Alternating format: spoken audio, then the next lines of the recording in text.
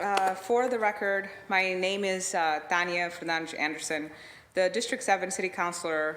I am the chair of the Boston City Council Committee on Ways and Means. This hearing is being recorded and it is being live streamed at boston.gov/city-council-TV and broadcast on Xfinity Channel 8, RCN Channel 82, and Files Channel 964. The Council's budget review process will encompass a series of public hearings beginning in April and running through June. We strongly encourage residents to take a moment to engage in this process by giving public testimony for the record. You can do this in several ways. Attend one of our hearings and give public testimony. We will take public testimony at each departmental hearing and also at 2 hearings dedicated to public testimony. The full hearing schedule is on our website at boston.gov/council-budget.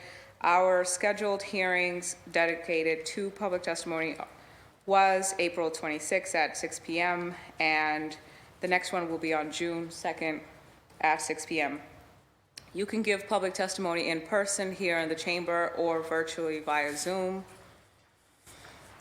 For in-person testimony, please come to the chamber and sign up on the sheet near the entrance. For virtual testimony, you can sign up using our online form on our council budget review website or by emailing the committee at ccc.wm@boston.gov.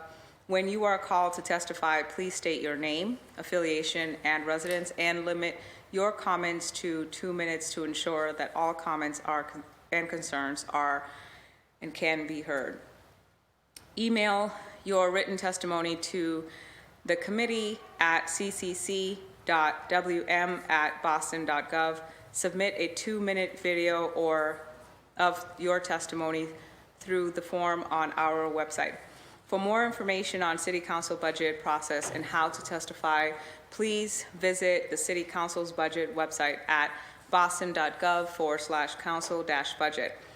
Today's hearing is on Dockets 0480-0482, orders for the FY23 Operating Budget, including annual appropriations for departmental operations, for the school department, and for other post-employment benefits, OPEB. Dockets 0483, orders for capital fund transfer appropriations.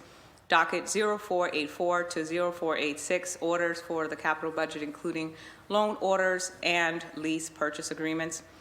Our focus area for this hearing will be Boston Fire Department.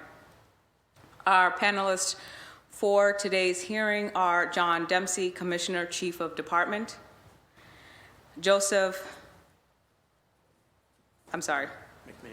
McMahon, Deputy Chief of Support Services, Kathleen Judge, Deputy Commissioner for Administration and Finance. Ma'am, can you give me your name and... Connie Wong, I'm Deputy Commissioner for Labor Relations, Human Resources, and Legal Affairs at the Boston Fire Department. Thank you, Ms. Wong. And I hear that we have maybe 1 or 2 other panelists or 3 that are sitting back there. And upon request, you'll be called by your colleagues to answer any questions, and feel free to come down and squeeze a seat with them if possible. I think there are chairs. You can actually come down now if you like to be read into record.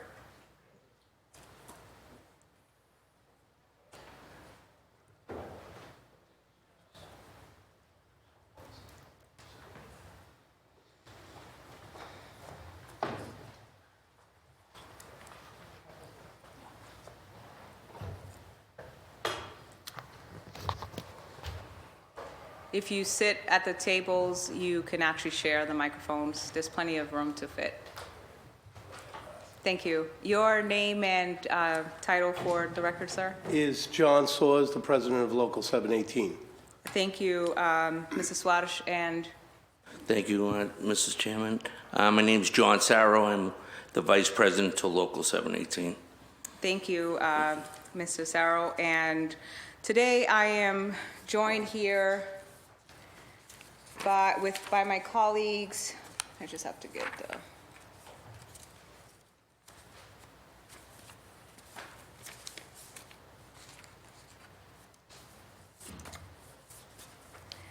Okay, well, not in this order, but Councilor Flaherty at large, Councilor President Flynn, Councilor Frank Baker, Councilor Kenzie Bach, Councilor Liz Braden, Councilor Ruthzi Louijen, Councilor Julia Mejia, Councilor Aaron Murphy. And we'll get the orders right, because Attorney Goldberg is super efficient and I don't know where to put the paper. All right.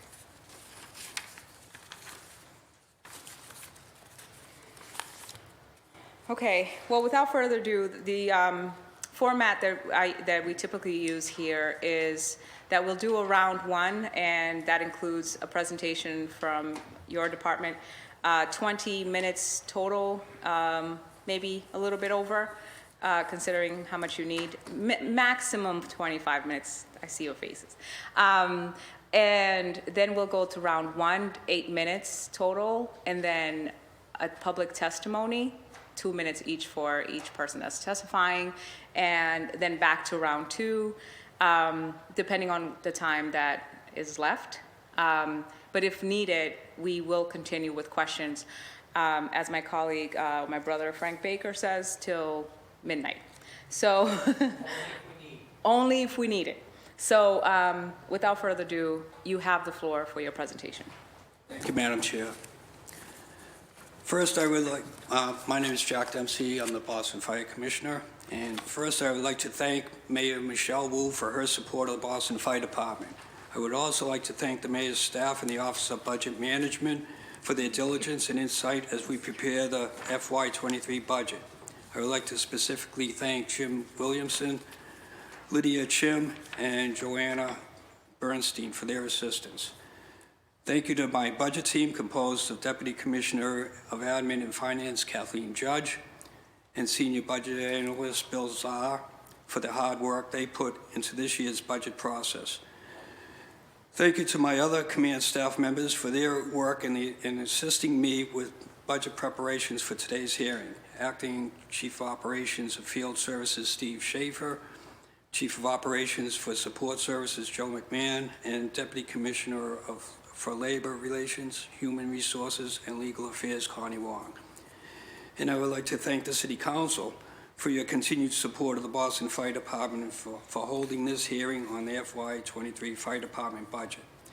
The past year plus has certainly presented many challenges for all of us, including the Boston Fire Department. We maintained full operations and continue to provide a high level of public safety protection and services to the City of Boston and its residents. My thanks to all my firefighters and staff who continue to make this the best fire department in the country. As we get underway for the upcoming year, FY23 will be an important year for us on multiple fronts. The mission of the Boston Fire Department is to provide fire suppression and emergency services to the citizens of the City of Boston. Continued review of tactical operations and training must always be maintained. We will also continue many other initiatives that make the Boston Fire Department an efficient and first-rate operation. My goals are to continue the work we have started from prior years, focusing on the following areas: health, safety, and wellness of our firefighters and members, maintaining and upgrading the department's infrastructure, firehouses, apparatus, equipment, IT connectivity, continuing the HR workplace trainings that were implemented and to expand on these trainings throughout the department, expand our firefighter outreach and recruitment efforts, which will place a large focus on the Cadet program and women. We will continue the progress we have made so far in ensuring that the BFD is a welcoming and safe working environment for everyone. I am also committed to ensuring the safety and dignity of all firefighters, including women and minorities. On other fronts, our infrastructure is taking shape. The Safety, Health, and Wellness Division continues to do great work. I will address some key highlights in these areas in turn. The Safety, Health, and Wellness Division of all my members, safety, health, and wellness of all my members remains a top priority for me. The Boston Fire Department has a robust employees assistance program. We also have a critical incident stress management team and peer-to-peer support network. These programs provide a significant support resource for our members. We have also worked with researchers that are looking into PTSD among first responders. We have been focusing on cancer in the fire service. The risk of cancer to firefighters is much greater than the ordinary person. Such cancers as melanoma are being detected in firefighters who are in their 40s versus the normal of 65. We have teamed up with Dr. Christine Candler, who is spearheading an international campaign to help dermatologists become more aware of this risk. We have been conducting skin cancer screening clinics often for all our members. This will detect skin cancer in the early stage, resulting in huge healthcare savings and keeping our workforce healthy. We have also offered a new blood test from Grail called Galleria, which detects up to 50 cancers in their early stages. Some of these cancers, like pancreatic, if not caught early, usually have a devastating prognosis. Once again, like the skin cancer screenings, this blood test will hopefully allow us to catch these cancers early, which will lead to a life-saving treatment and, again, a huge health care savings. Lastly, on health, we have started a hearing loss study, which will help us better protect the hearing of our firefighters. We recently conducted hearing tests and found that more than half of the firefighters have high-frequency hearing loss, which is likely the result of their repeated noise exposure.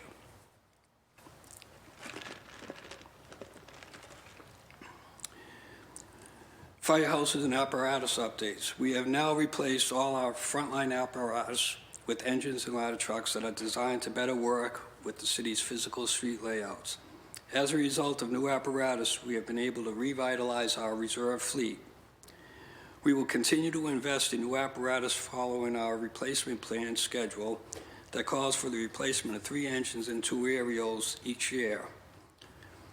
That will keep all frontline apparatus no older than 7 years and reserve apparatus no older than 10 years. This plan will reduce maintenance costs and allow for the safest possible apparatus for our firefighters to operate on. A consistent program in place will ensure our firefighters have the necessary equipment to protect the city and its residents. For the replacement of firehouses, I am happy to report that Engine 42 Rescue 2 in Eggleston Square has been completed and it is open.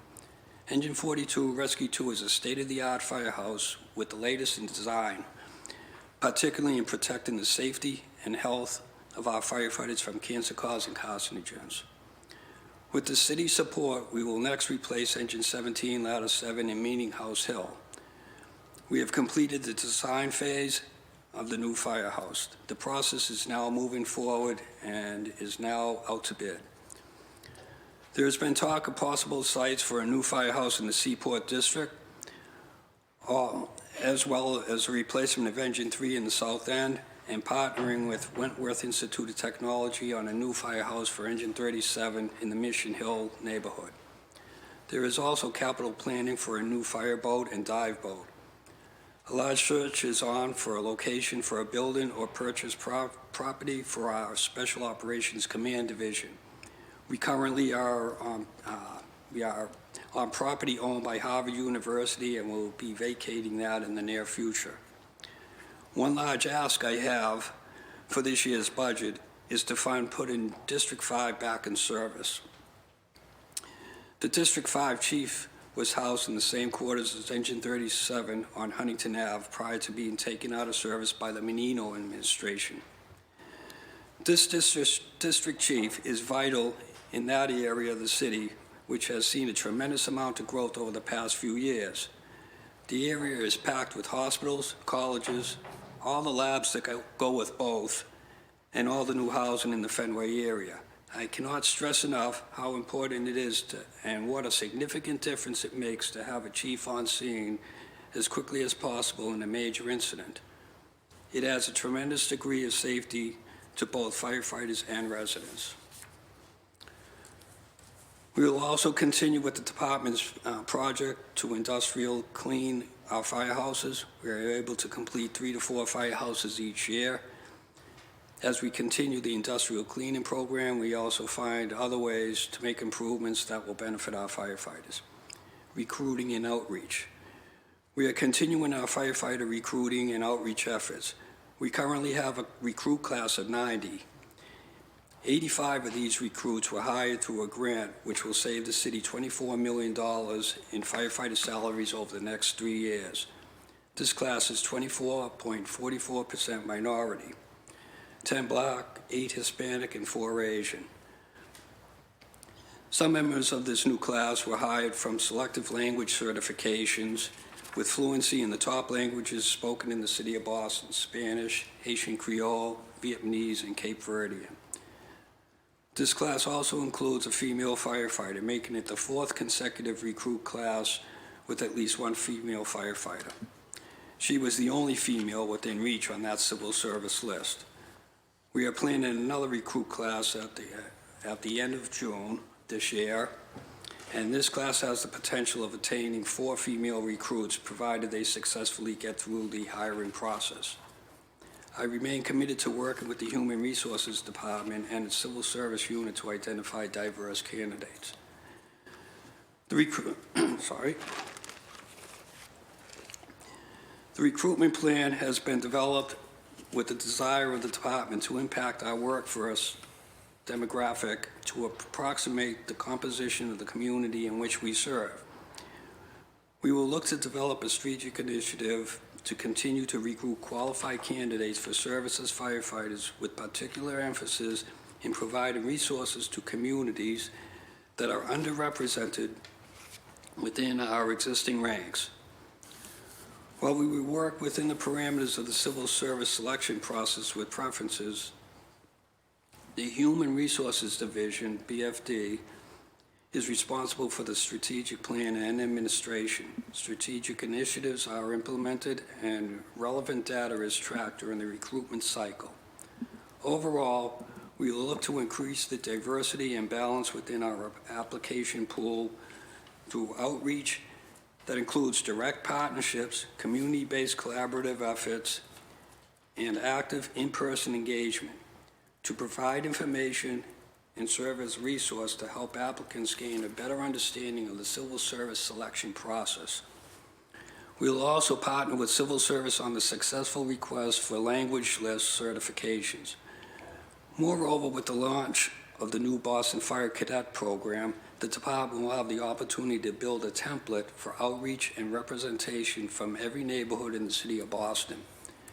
With the hiring of a new diversity recruitment officer in March of 2022, this comprehensive plan will be executed with activities and extensive research outreach that will include building stronger connections with existing partners and expanding the tent to welcome new collaborations beginning in FY23.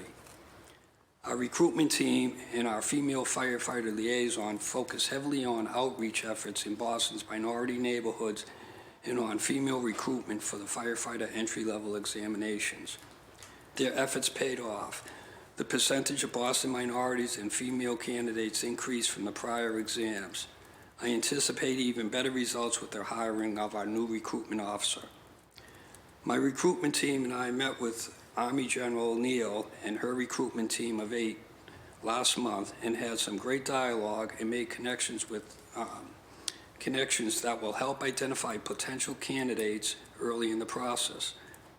The veterans bring health, maturity, and the ability to work under stressful conditions. We are hopeful that we will be able to attract diverse recruits after they return from active military service.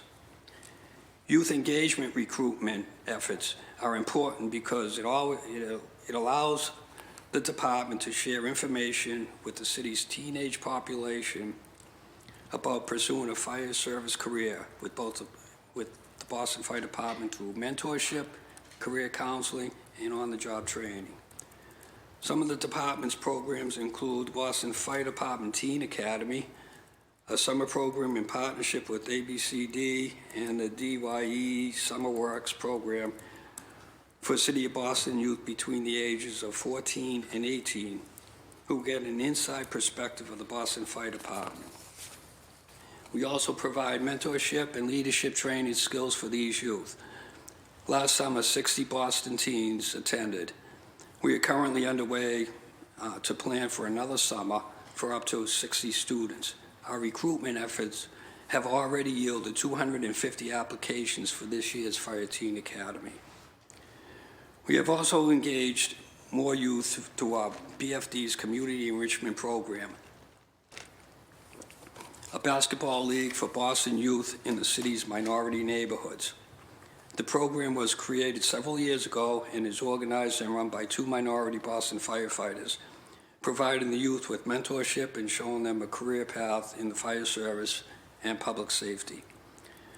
Partnership with the Boston Public Schools and its ROTC program to engage with high school students from every school to work with military recruits on fire education, military careers, fitness, and career counsel is also a good outreach tool for the department's Teen Academy program.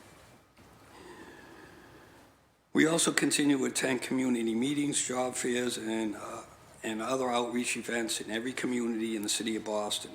Michael Gaskin, our recruitment officer, will focus part on veteran recruitment and veteran outreach to help identify and zero in on our demographic-specific recruitment strategy, since the fire department is almost all veterans.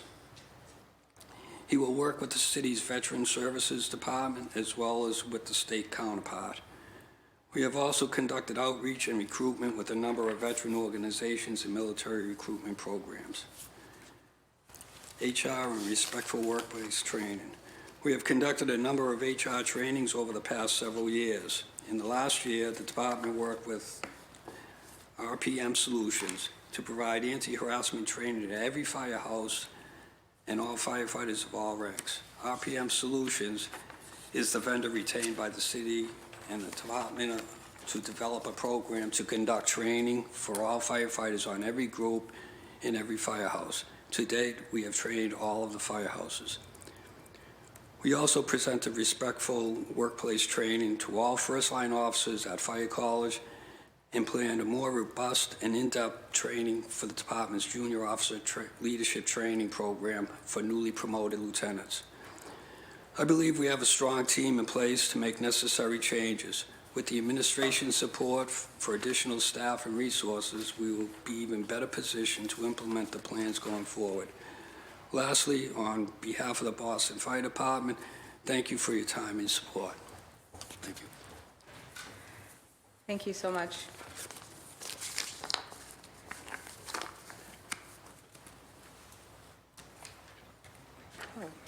Councilor Flaherty, you're first on the list. You have the floor. Thank you, Commissioner, for the work you do. Thank you for the team that's here, as well as President Struers from 718 and the members of 718 for the work that you do on behalf of our city, keeping our city safe. It's not a job for everyone. You got to love running into burning buildings and racing through the streets, and at times being on the top of a roof while the building's on fire and you have to aerate it. So I'm happy to be the guy to drive you there. I'm happy to be the guy that cooks back of the house, but I'm not one that wants to run into a burning building. So I appreciate the work and the courage that it takes to keep our city and its residents safe. A lot of folks come down here and they talk about diversity and inclusion, the fact that you're here and support CAR 5 along with the 718.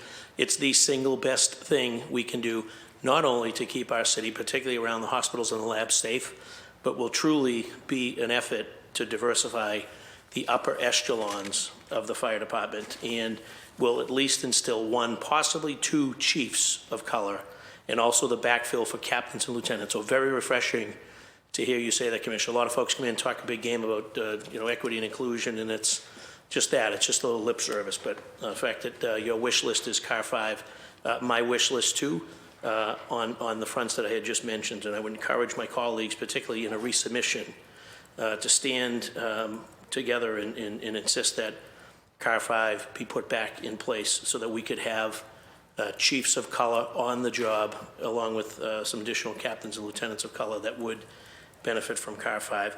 I'm going to give a shout out to, obviously, constituents in the South End who are asking that ladder 13 be restored. It was cut back with Prop 2.5, but apparently ladder 4 always gets diverted to Mass and Cass to handle the ODs, leaving the south end somewhat vulnerable and then taxing some of those other stations. So if there's any thought to restoring ladder 13 for the folks in the south end, they would appreciate it. They've been putting up with a lot, particularly as it pertains to Mass and Cass. They feel that the level of services, basic city services for them as residents and taxpayers has decreased. If we have the ability to restore ladder 13, that would go a long way, I think, in restoring some of the confidence of the folks over there. Glad you also mentioned the Marine unit and also the dive team.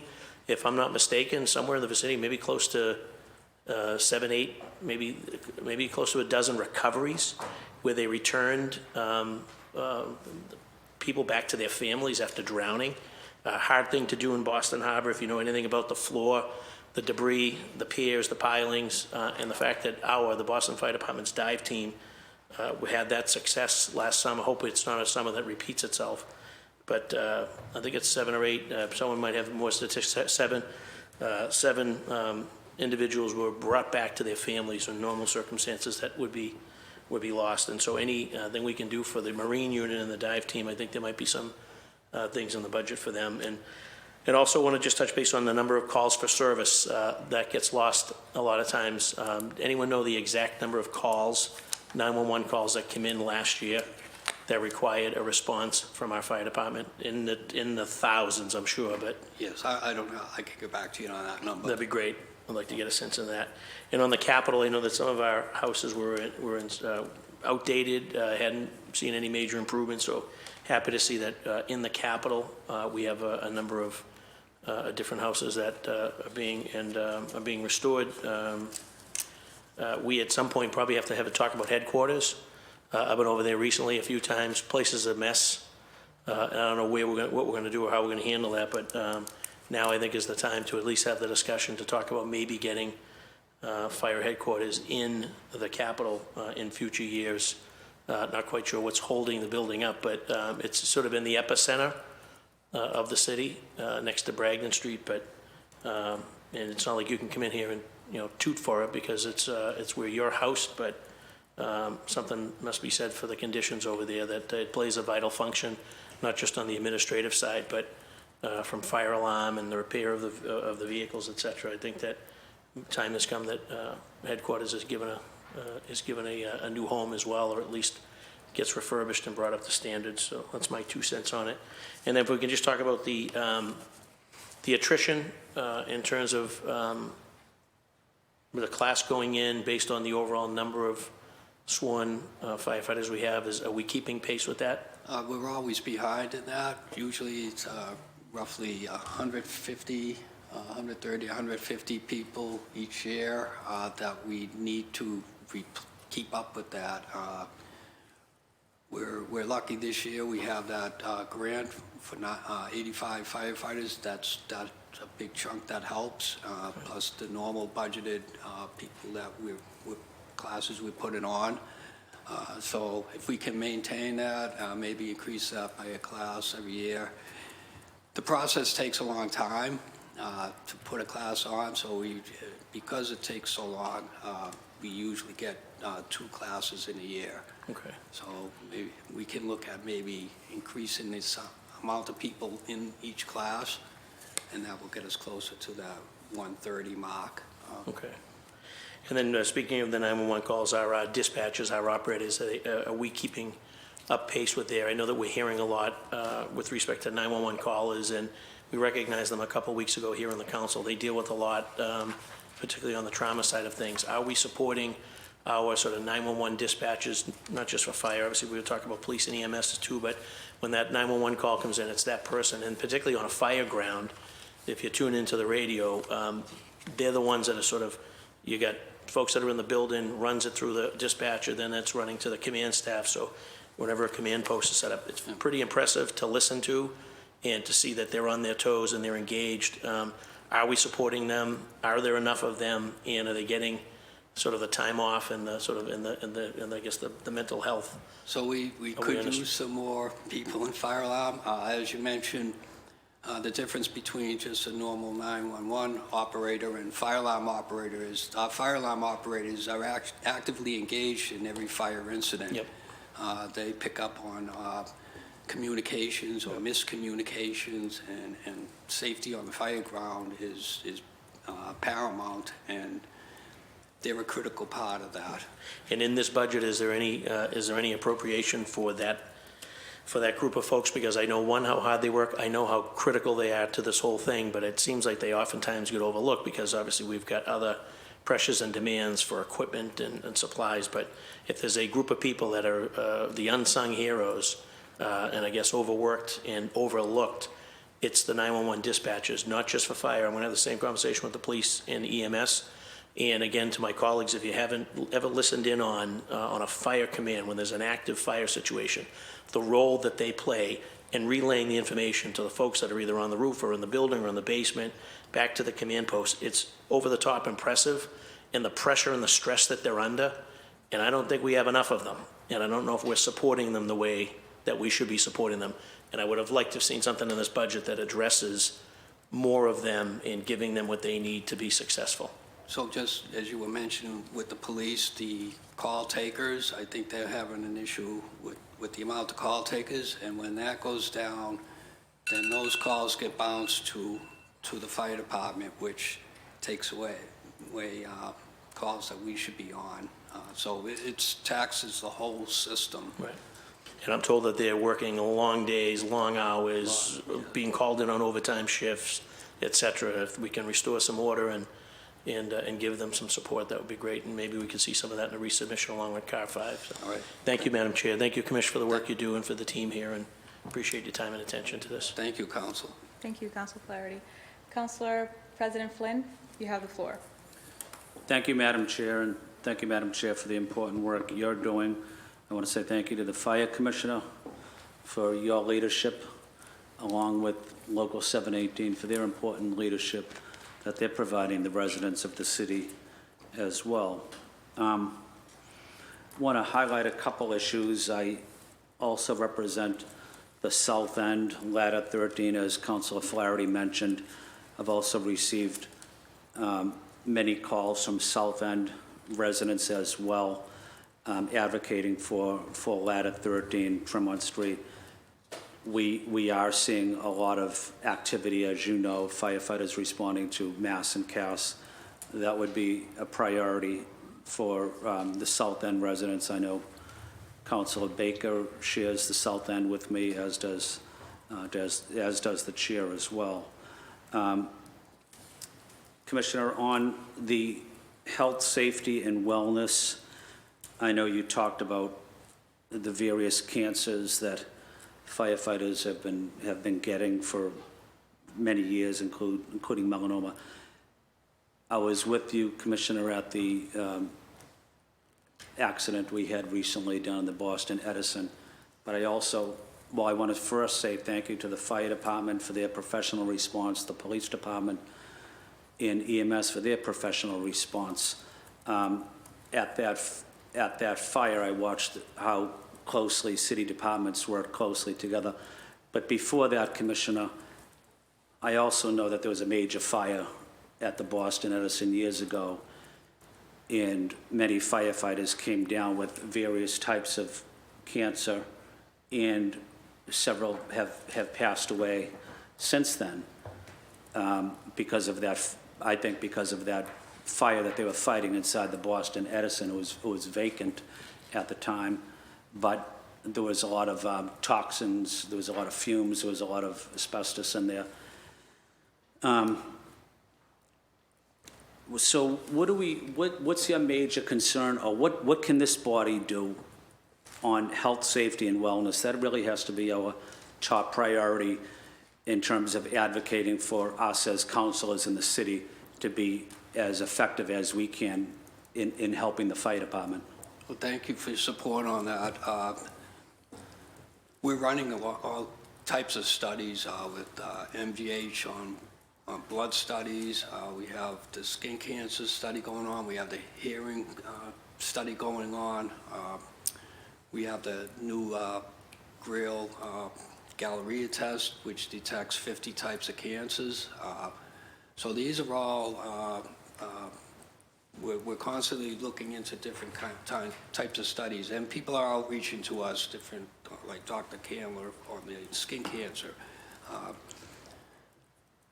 I think just your support in this is great. Right now, most of it's studies and it's funded by grants, and anything that not covered by a grant, that would probably be helpful. Like the cancer, the GRAIL study. We have a grant that we're using money on that, but it's only going to cover a portion of the members. So we're doing the older members first, and if there's money left over, then we'll use that to cover the cost of these tests, which we get a deal at $650 per test. So that's a great deal for detecting 50 types of cancers. So I guess we would come back to the council if we need funding on some of these testing. Yeah, thank you, Commissioner. The health, safety, and wellness is critical. It's so important. The longest wait, I know you talked about dermatology and various melanoma and skin diseases. The longest wait line to get an appointment at the VA in Jamaica Plain is the dermatology. And I also see a lot of veterans going into the VA, but it just goes to show you the importance of the important work of the health, safety, and wellness team. I want to acknowledge 718 for being, for advocating for supporting those services. The other thing you mentioned, Commissioner, PTSD first responders. I think that's a critical issue. I'm glad you highlighted it, especially during the pandemic. We've seen a lot of city workers respond to various incidents and that happen across the city. So PTSD is a real thing for first responders. It's a real thing for veterans, obviously. So where are we on that issue, and what challenges do we have? Because that's something that we need to continue to work on. I've studied that issue extensively with the disabled American veterans, but I know it's a critical issue facing your department, but also critical issue of concern also for Local 718, which they've talked to me about that in the past. So just wanted to get your comments on that. So there is a study going on post-traumatic stress for first responders. I don't have any results from that. We have peer-to-peer support in each firehouse, 2 firefighters in each firehouse. We're looking to expand that so that there's at least one person on each group, and that way they can speak to somebody in the firehouse on the same level and not feel like they're going to the EAP or it's kind of a informal way of seeing and checking on each other to make sure that everybody's okay. So that I think is going to go a long way with keeping people going to get help at the beginning when they need it, instead of waiting until somebody's at the other end when it may be too late. So. Yeah, thank you, Commissioner. I know Councilor Flaherty mentioned CAR 5. I also support that as well. I had the opportunity to attend the opening of the Eggleston Square Firehouse and state-of-the-art location. It's not in my district, but it's very important to the city to have a fire presence in that area, state-of-the-art firehouse. So I think that's excellent, along with the upcoming plans for Meeting House Hill is critical. I know you highlighted the South Boston waterfront. I've been working on that for 5 years, along with Councilor Flaherty. That's critical, along with a fireboat, dive boat is also important. Let me see what else I'm missing here. You mentioned hearing loss of firefighters. You mentioned some of the responses that they attend various incidents, and hearing loss does become prevalent as time goes on. What are we seeing on hearing loss, Commissioner? So we just did a study with 100 firefighters, and out of that, there was 50% had high-frequency hearing loss, which was from listening from sirens and the noise at an incident. So we're also doing a test under a grant that's going to provide earplugs that are state-of-the-art type of earplugs that will reduce high decibels, and you'll still be able to hear and whatever. So we're doing a test with 2 firehouses on that, and we'll compare the results and hopefully move forward. And if they're comfortable and everybody likes them and they're effective, then we'll try to outfit the whole department with them. Thank you, Commissioner. I don't have any further questions for this round. I'll wait to the second round. Thank you, Council. Thank you, Madam Chair.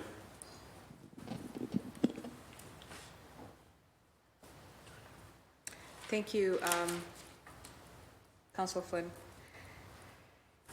Councilor Murphy, you have the floor. Thank you. Thank you, Chair. Thank you for that introduction of the budget. And I do just want to also say, thank you for keeping our city safe. You're always on the front line, but especially during the pandemic, you were all out there and answering calls when most of us were home. So I recognize and appreciate that. So I did just want to start with that. You mentioned the mental health and wellness programs, and definitely applaud that, and wondering what more we can do, not just for our firefighters, but also knowing that is there more training needed, because you answer many calls that aren't just fires in homes. It could be overdoses or, mental health calls that you also rush to help save lives. And also, when we talked about the mental health and wellness programs, I know Councilor Flynn touched on the PTSD, but recovery supports for your members. I know many unions and labor unions also are really stepping up in that. So wondering where we are for our members there, and if we could do more. So on recovery coaching, we do have, so we have a knock and talk program that we use for mass and CAS and the opioid crisis. And so we have, I think, somewhere up near 30 recovery coaches that are spread out throughout the department. And those resources are available through our own EAP program to assist our members. But it's also a great program that we have for the opioid crisis. One thing you mentioned with Ladder 13, we put out what we call Delta 21 car, which is on a grant, and we use that at peak timing, and it's a 2-man car that's used to respond, and it works out of headquarters, so we're right there at the epicenter of this, and what it does is it frees up the fire companies so that they're not sending ladder 4 or engine 14 or engine 22 or engine 3 over there and tying 4 people up. We can just send them out very quickly.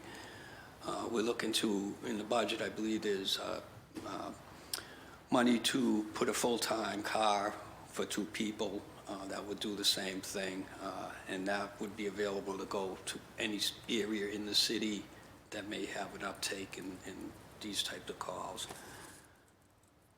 Okay, thanks. Council Flaherty, 81,122 total runs this past year. Thank you. Which ties into the next thing I know Councilor Flaherty talked about, but I had toured the 911 department, and they definitely are understaffed and stressful calls, and we definitely need to do a better job supporting that. So I know you already talked about that, but knowing that if we don't have the staff answering those calls when they're forced overtime, because obviously we can't have phones not being answered when our residents are calling for these, life calls.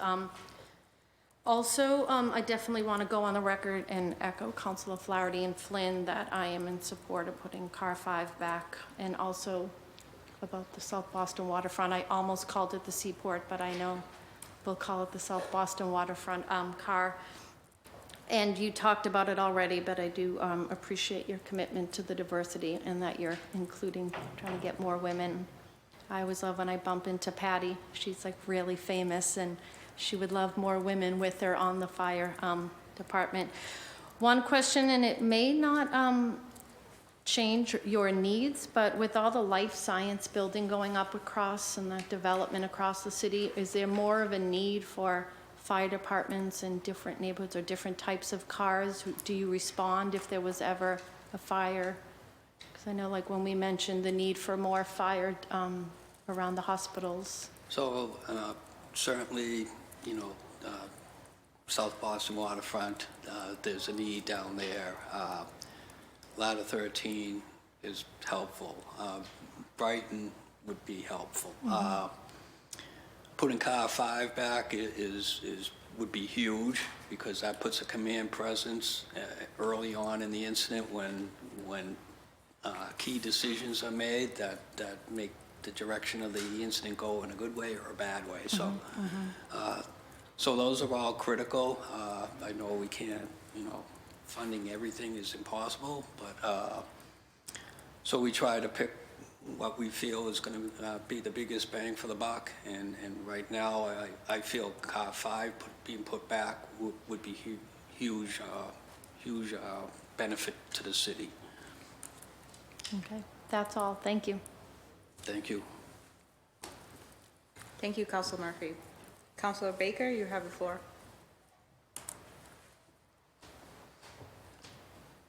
Thank you, Madam Chair. Good afternoon, everybody. Good afternoon, Commissioner, and thank you for everybody to come out. Seeing as we ended with Car 5 over there, we're still talking about Menino cuts, huh? What would the cost be to reinstate Car 5? And I know you had mentioned it, but if you can say it again, is that 4 chiefs and four drivers? That's correct. It's approximately 1.1 million, and that would cover 4 district chiefs and their incident command technicians, so four of those. That's the firefighter rank. Along with that, that would include a lot of promotions. So as we promote everybody all the way up, it trickles down. So that would include promoting 4 more captains and 4 more lieutenants. So it affects, it adds to our ranks. And just on the chief level, there's a possibility of having 2 black chiefs promoted.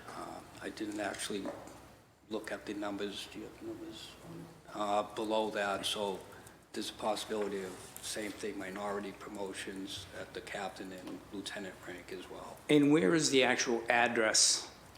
That would be Engine 37's quarters on Huntington Ave.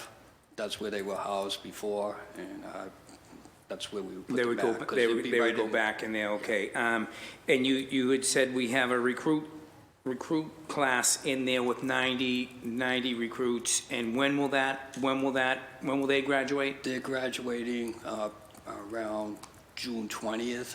In that, and another class and going then right. Another class will follow right behind that, class of 35. But we're actually hoping to bump that up to maybe 50.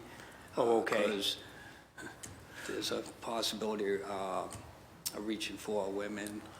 Yeah. So why is there 90 in this one is, and only the potential of having 50? So 85 was a grant. Oh, okay, right. We had a The grant that for we the had talked 24 about. million, Okay. And that had to be hired in a certain period of time. They had to be on by hired by February 28th of this year. So. Okay, and And the other class that we're putting it on at the end of June is the remaining class numbers we have for this year's budget. Okay, okay.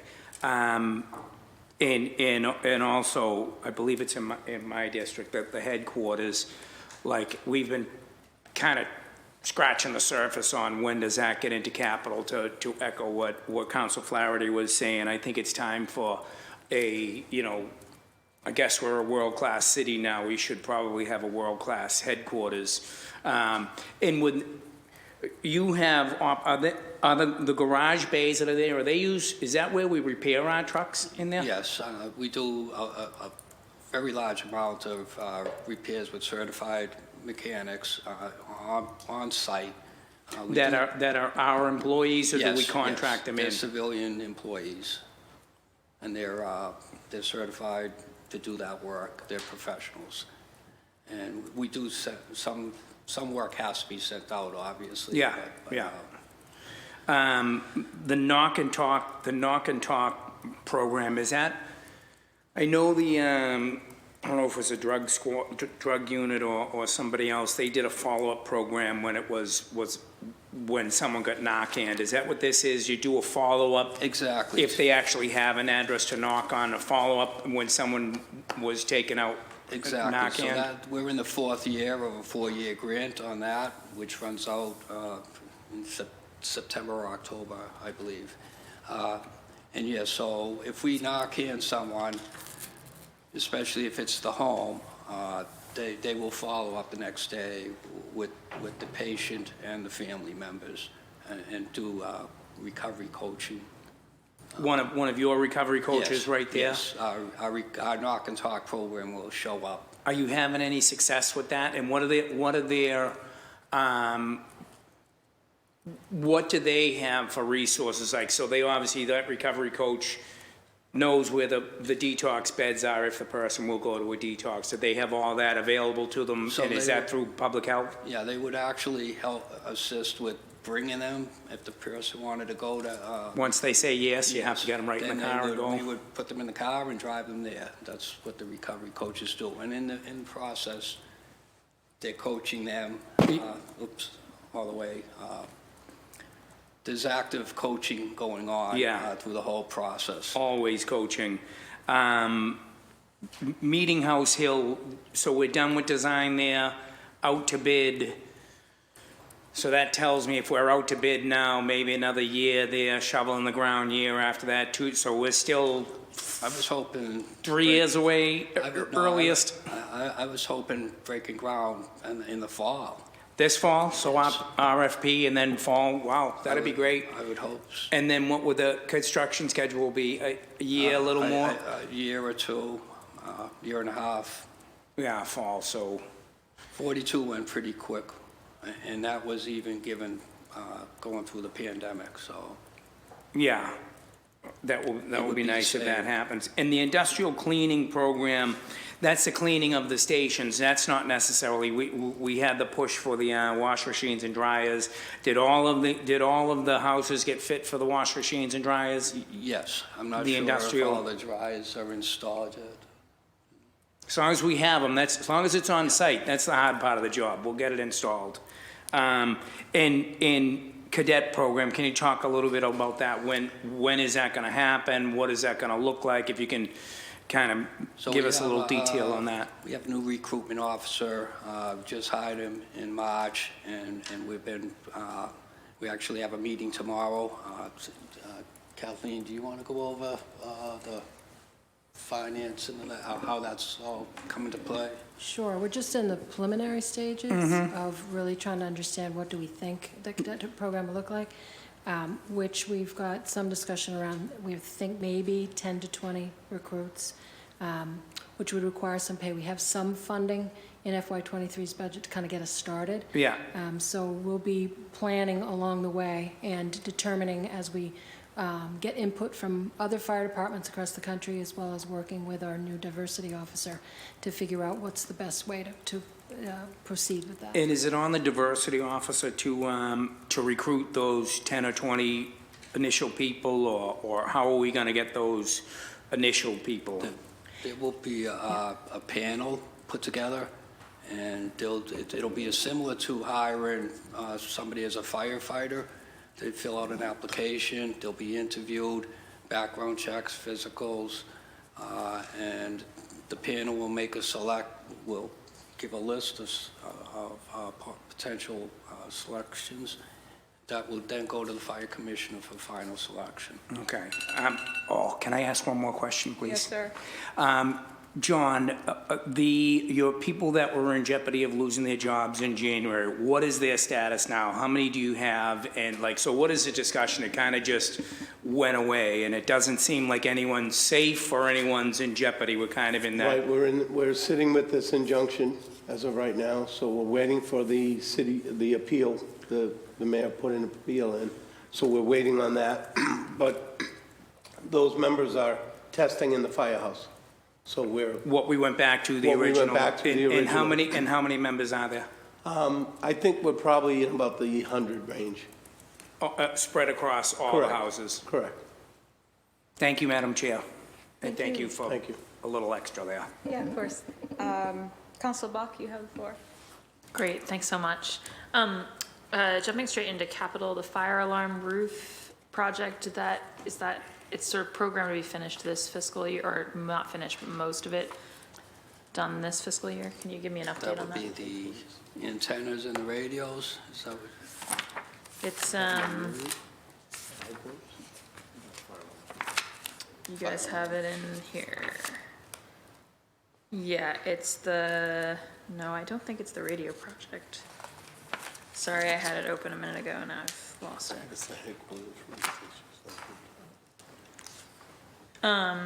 Well, I'll find it in a second, but I would love to know what the state of that is. As you guys know, that's in my district. Oh yeah, no, it's the exterior repointing. It's on 220 of the book.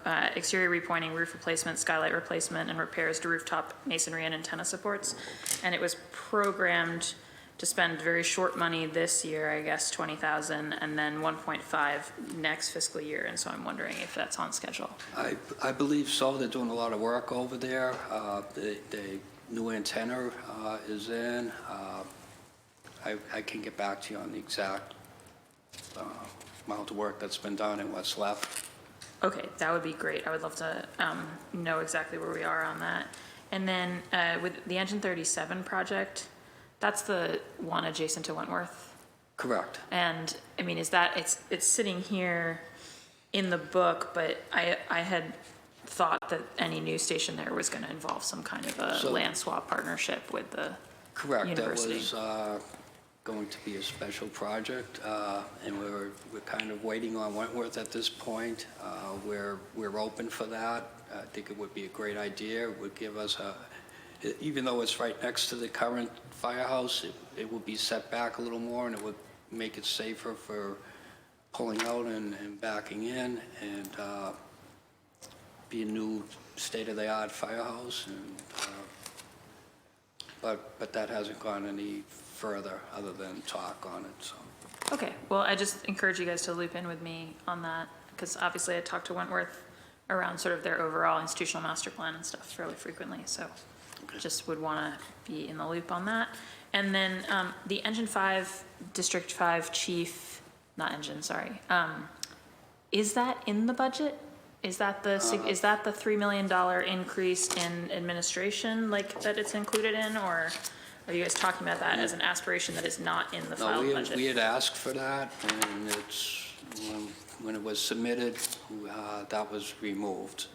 Got it. So it's not in. And then what is the $3 million? Because when you look at your budget for the year, it's really BFD administration that's got the main increase. Most of it, Councilor, is related to, even though there hasn't been a new contract for the 718, they do get their TCAPs, which is their years of service. So there is an increase every year for the firefighters' pay. Okay, so that's related to that. It's not, but it's not a hold related to the collective bargaining. It's something that's already, okay. Correct. Got it. And then on the cadets, where are we timing wise? Because we've been talking about how the cadets are just around the corner for a few years now. So actually, just had a discussion with the recruitment officer who's working on the applications, which is, sizable application. We're looking at the beginning of the year, possibly putting a class of 20 Beginning of the on. fiscal year or the beginning of? No, it's calendar year. Calendar So, year 23? Yes. December would be great, but I think that might be a little bit of a reach just because it's a long process to go through the selection. Thinking about 20 cadets? And we also, what's that? Did you say 20 cadets, 20. Commissioner? Okay. And we're also, so we want to also get social media information out on that and do a lot more recruitment on that. I think we're going to get a very big applicant pool on that. Just our efforts for the Fire Teen Academy, which is a summer job, Right. we've already received over 250 applications, which is awesome, so. And it was great spending some time with those young people last summer, and would love to see some of those folks be encouraged into the cadets program. So the ones who were- that's also one way of recruiting and giving these kids a way to come to the fire department. Got it. And Connie, can you talk to me a little bit about the language, the specialized language? Because, I persist, I've said this before, but it feels to me like the fire stations are they're actually the one, neighborhood resource in all the neighborhoods of Boston, excepting the South Boston waterfront, where we are operating a 24-center city facility. And so it just feels to me like as Boston becomes more multilingual, thinking about all the ways in which you're the front-facing folks of the city, especially late at night, right? And all the different functionalities. I mean, I've always felt like besides the sort of baby safe haven thing and the Narcan thing, that there are probably more opportunities for us to think more capaciously about what it looks like to be operating a 24/7 facility in all these neighborhoods. But certainly language access is key to that. So, and it seems like that's been a key part to diversifying our intakes in those 90-person groups. But I remember last year we were talking about sort of how many of them you had gotten certified, and I was wondering if we could grow that pool. So can you talk about that a little bit? Certainly. I don't have the numbers offhand of how many we've recruited off of the selective language certifications over the last 4 or 5 years. But what I aim to do is reach and ask HRD, the state's Human Resources Division, each time we hire a recruit class to petition to hire a certain number of firefighters based on language skills. And I shoot for the top 5 languages spoken in the homes in the city of Boston: Spanish, Haitian Creole, Cape Verdean, Vietnamese, and Chinese. And upon passing all the hiring requirements and going through the academy, we strive to place them in the neighborhoods that need those language services the most. But can you get us the data on what that has actually looked like over the last 4 or 5 years? Because I sort of would like to see us expand our ask to HRD on that. And I'm trying to understand whether we're actually bumping up against the ceiling of what we can do on that front, or if we can do more. That would be a bigger discussion with HRD. I know that in the petition process, it is quite involved. Any municipality seeking a selective language certification needs to show a need for it, so it's based on a lot of data. So I use a lot of response data from the various neighborhoods that may require that language skill. But can you share those petitions with us so we can understand? Yes, certainly. I believe I've shared them in the past, and I have Yeah. no problems sharing them, and we can certainly follow up with that. But for each recruit class, each time, it's a separate petition, so it does involve a lot of work. Right. No, and I appreciate that. It just feels like one of the better avenues we have under the current system to continue to expand that, the diversity of the classes. And, Commissioner, and this is no knock on whatever anybody's trying to do, but it feels to me like, I'm not prepared to celebrate 4 years in a row of at least one female person in the class. Like it's 1 out of 90. We're not even exceeding the current diversity of the department with those new But we were classes. batting 1,000 on that because there was only one woman we could reach, and we got her. No, and I appreciate that, but we've got to figure this out. Councilor Yes. Bach said she No. wanted to be a part-time firefighter. So, I don't know what you're talking about. yeah, no, it's definitely a full-time. So across the nation, we're at 1%, which is what any fire departments across the nation who do not have the ambulances, we're at the average. It's higher if the ambulances are run by the department. So, Yeah, just, Emerge, if you gave us Boston EMS, then we would be at a higher level. we'll ask them when they come in whether they want to be subsumed. I have a feeling they won't say that. Okay, great. I think just the one other thing on language access. Go ahead. One other point, though. Fire alarm is members of 718, and we have a majority of women there. So not every woman wants to be on the line. And I'm not saying fire alarm is on the line in No, and they do great work. Respect. So Yeah. we also have a large amount of females in the fire department as civilians. In fact, sorry, No, that's fine.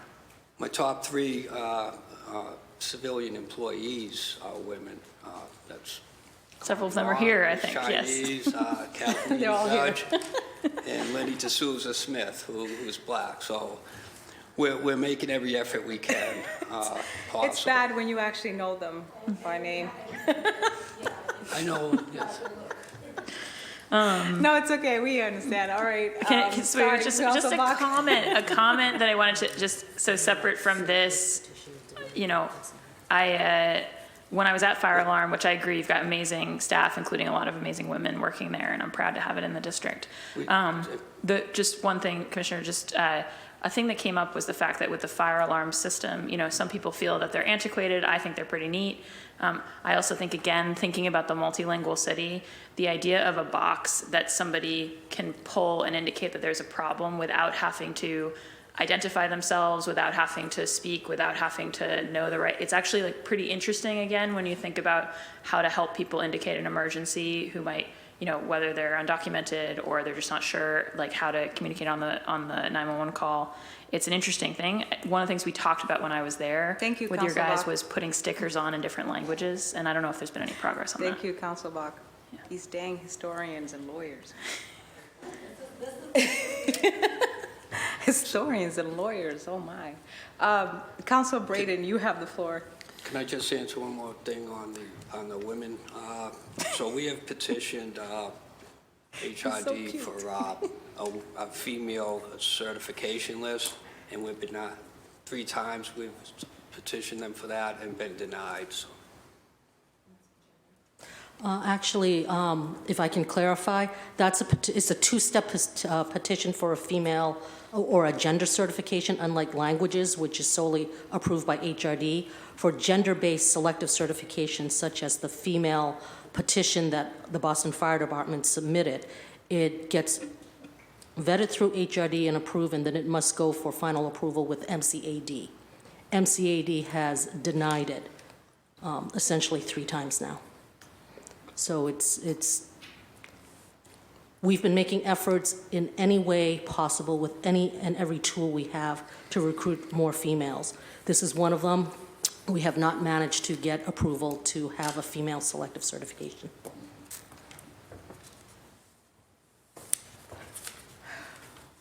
Okay, it's me.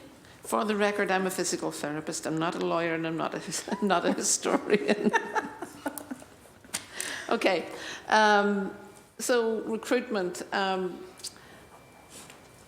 Does fire work with the city's human resources to host workshops for employees to enrol and go through the state process for civil service?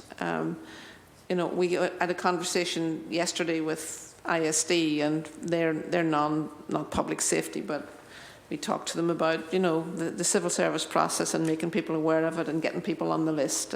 Do you work with human resources to get that word out there and make it as... It can be a bit of a mystery to people how that works.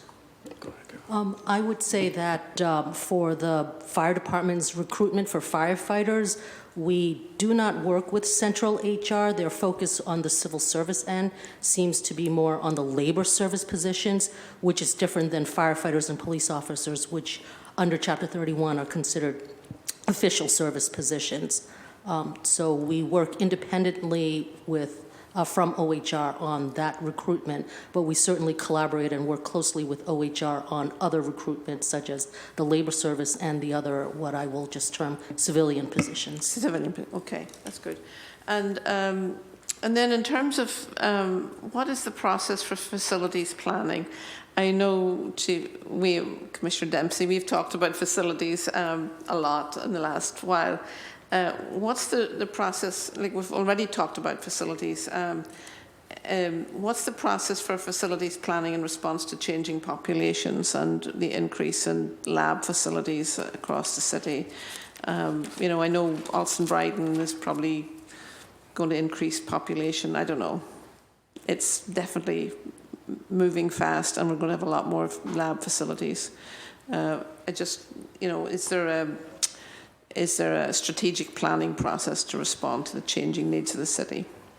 I'd have to get back to you with specifics on that. Right now, we are without a facilities manager. He retired in January, December or January, and we're still, the process to hire someone is lengthy, and we're in the middle of that right now. So that being said, you know, the Fenway area is growing, Brighton's growing, the Seaport area is growing. So a study certainly needs to be done on where to focus, placing a new firehouse, if you will. So you expressed your, you know, that you're in the process of trying to hire a new facilities manager. Do you have any idea what the timeline might be for getting a new facilities person on board? Your guess is as good as mine. You can tell us, we'd be happy to hear it. That's very difficult in terms of gauging a timeline, because in this particular case, we had to redraft the job description. It's a union position, so you have to negotiate the job description with the appropriate union, and then you have to go through the vetting process with central HR for approval on the job description before you could go post it and then conduct the hiring process and then ultimately hire. So we've been at this for several months now. I'm hopeful that in the next couple of months, all those steps will be finalized so we can finally start to truly recruit and hire a facilities director, because we definitely do need one. Yeah, we need them. We need do. them, she or him, quickly. Yep. So I know that the city acquired the site for the new firehouse in Dorchester by eminent domain in 2021. How and when does public facilities determine when to pursue taking private land for public purposes? How did that, what prompted that move? We purchased that land to a deal with the church on Meeting House Hill. We didn't. No, yes, it was a purchase. It was a purchase. Yes. It wasn't, I'm just looking at the, okay.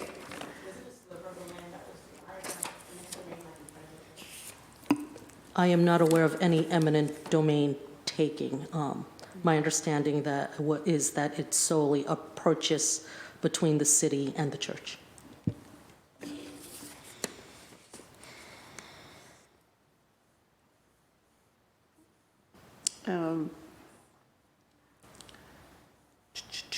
Thank you.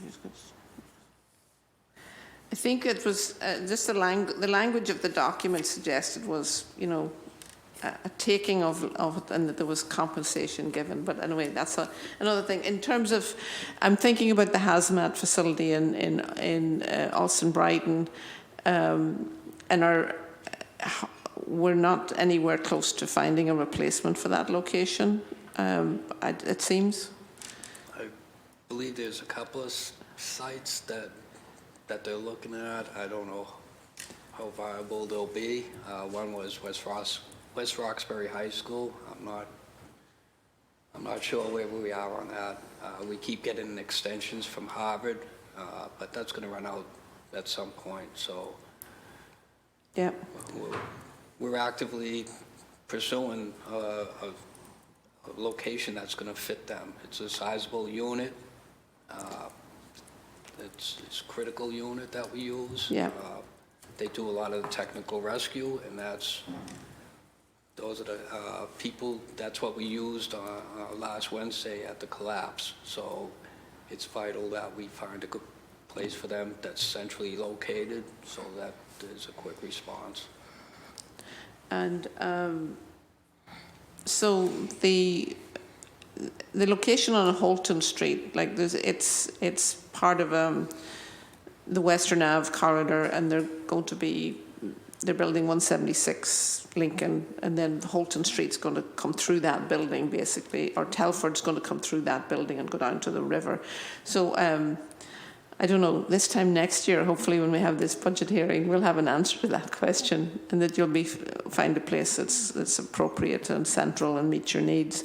I think I've spoken to the team out there, and they're really happy with that location, but it is time limited, pretty seriously time limited by Harvard and the development pressure out there. The goal is to find something before we have to leave. Yeah. So we've been working on this for well over a year now, almost 2 years. So the other question, and it is for your new facilities manager when they get here, is we really need to see the emergency generator at the Chestnut Hill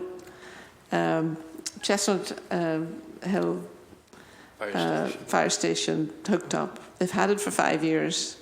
If there's an emergency, the trucks won't be able to get out of the firehouse. So it's not a small thing, and we'd love to see that. I have a constituent who makes it his business every time there's an outage and the power goes out. He goes down to the firehouse and sees if the lights are on, and then he comes and calls me. He says that the emergency generator is still not hooked up. So.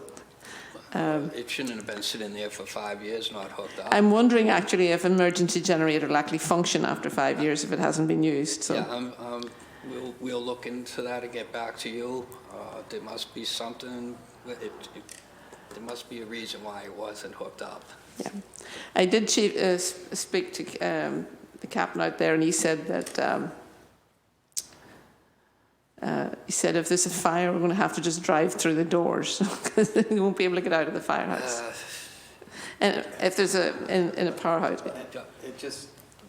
we don't really have to drive through doors. We can push the doors up. Yeah. Okay, that's good to know.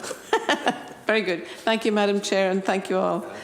And I also, Chief Dempsey, I also want to say thank you to your team out in Alston, Brighton, and all of your, because it was a multiple fire, I think it was a 4 or 5 alarm on Perthshire when there was a fatality last year. Was that last fall? Just as the students were coming back.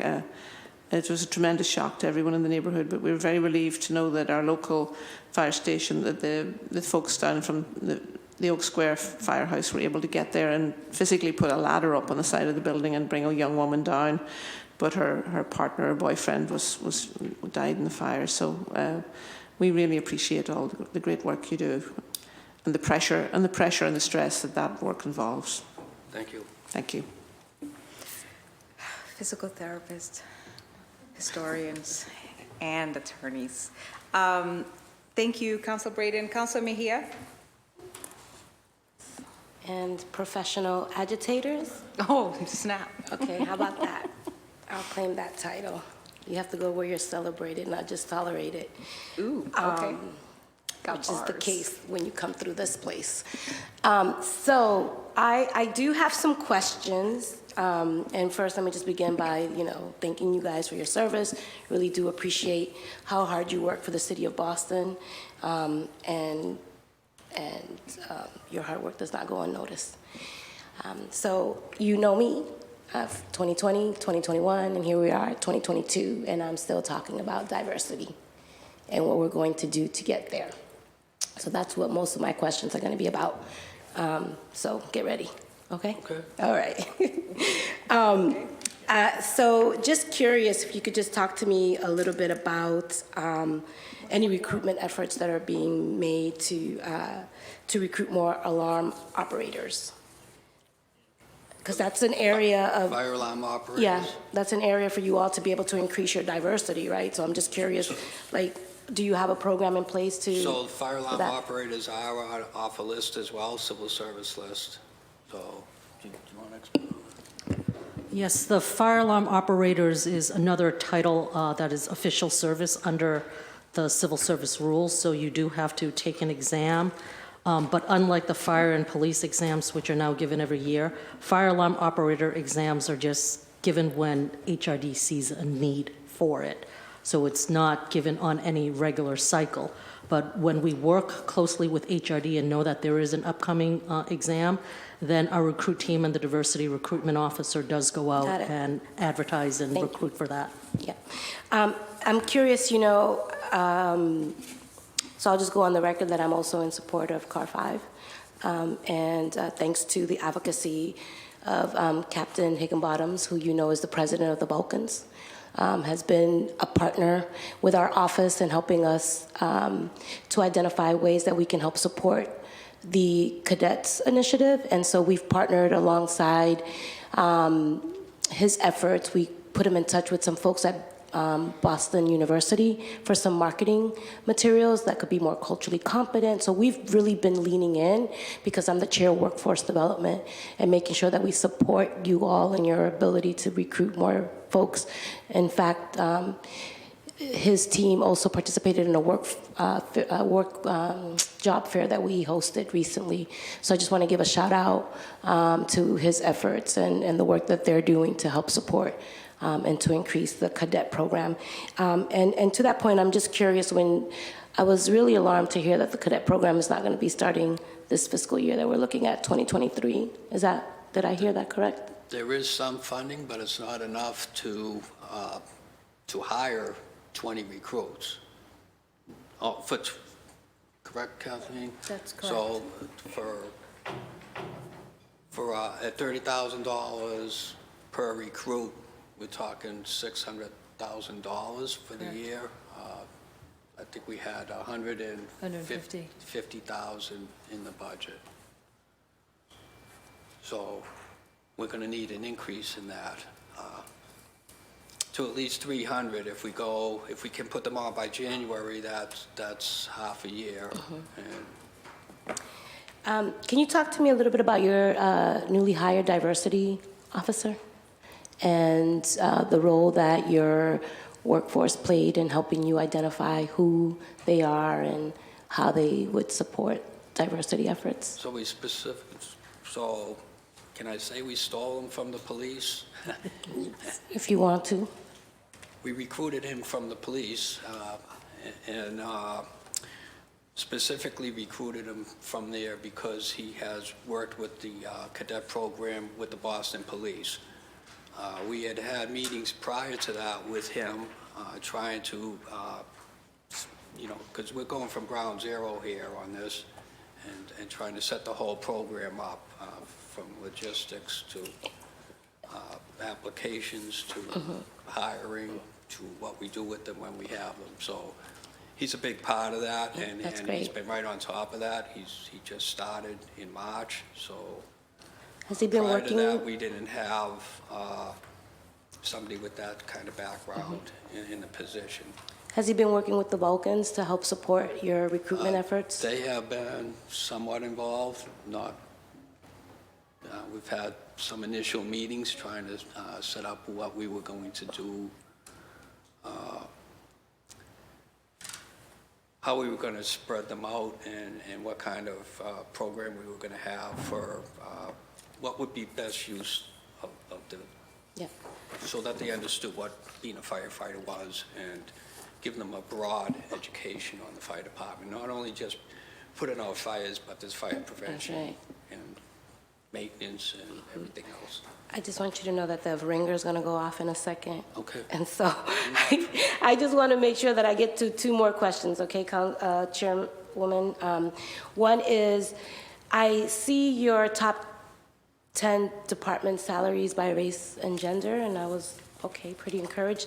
But I'm wondering if there was a typo, because I didn't see any Latinos. So, didn't see any females? Oh, no, Latinos there. I did see some, I saw 1, 2. So those Two. numbers are a little bit deceiving, because it says. So there are Latinos who are top earners? Those are top 10 salaries. Yeah, are there Latinos in the top 10 salary? I don't believe Think so. so. There is Okay. one that's a district chief, and Okay. I'm not sure where she is on that list. But out of the top 20, if you go by the... I was just going by this. Right now, I No, don't I see any know, and I'm trying to Latinos. explain the difference between salary and earnings. Okay, So that's fair. in the top 20 earnings, we have 5 minorities. Okay. No, number 3 earner is a district chief. I got it. I just want to make sure I ask one more question in regards to this. The black employees that are listed here, can you talk to me a little bit about their length of time and their length of employment? Like, how did they get on this list? They got on that list probably mostly from doing overtime and paid details. So it doesn't matter, once you're at a certain rank, it doesn't matter what your time on the job was if you're at that rank. But the opportunities to get on this list and move up on that list depends on how much extra work you want to do. Yeah. That's why I was saying the number 3 guy is a district chief. The 2 people in front of him, number 1 and number 2 guys, are deputy chiefs. So they're already that much higher in just regular earnings. So that number 3 guy did an awful lot of details and overtimes to get to that point. And if and when, because we're going to speak it into existence, right? Because, you know, car number 5 will be on deck for y'all. Can you just tell me if you are anticipating if it would be in fiscal year 2022 or as the same way that you did with car number 10? I'll start it tomorrow if you want to pay. Oh, shoot. Okay. Look at y'all. No clapping in the chamber. I don't know if you got that rule up in here, okay? There's a different way of decorum. We want it for FY23. Okay. All right. Just want to see what your wish list here is. My time is up. I didn't hear the kitty, but I did see your... You saw, my phone died. Oh, that's why. I was taking advantage. I thought you were just doing extra stuff just for giggles. I'm so sorry I disrespected. Last question, please. Oh, damn. I thought I was done. That's okay. I feel like I do have 3 more questions and I'll wait for the second round. Okay, thank you. In that case, Councilor Louis-Jean, you have the floor. Thank you, Madam Chair. Apologies for speaking at a turn earlier. Also, if you need a charger, I have one here. So, thank you. Do you need one? Yes. Okay.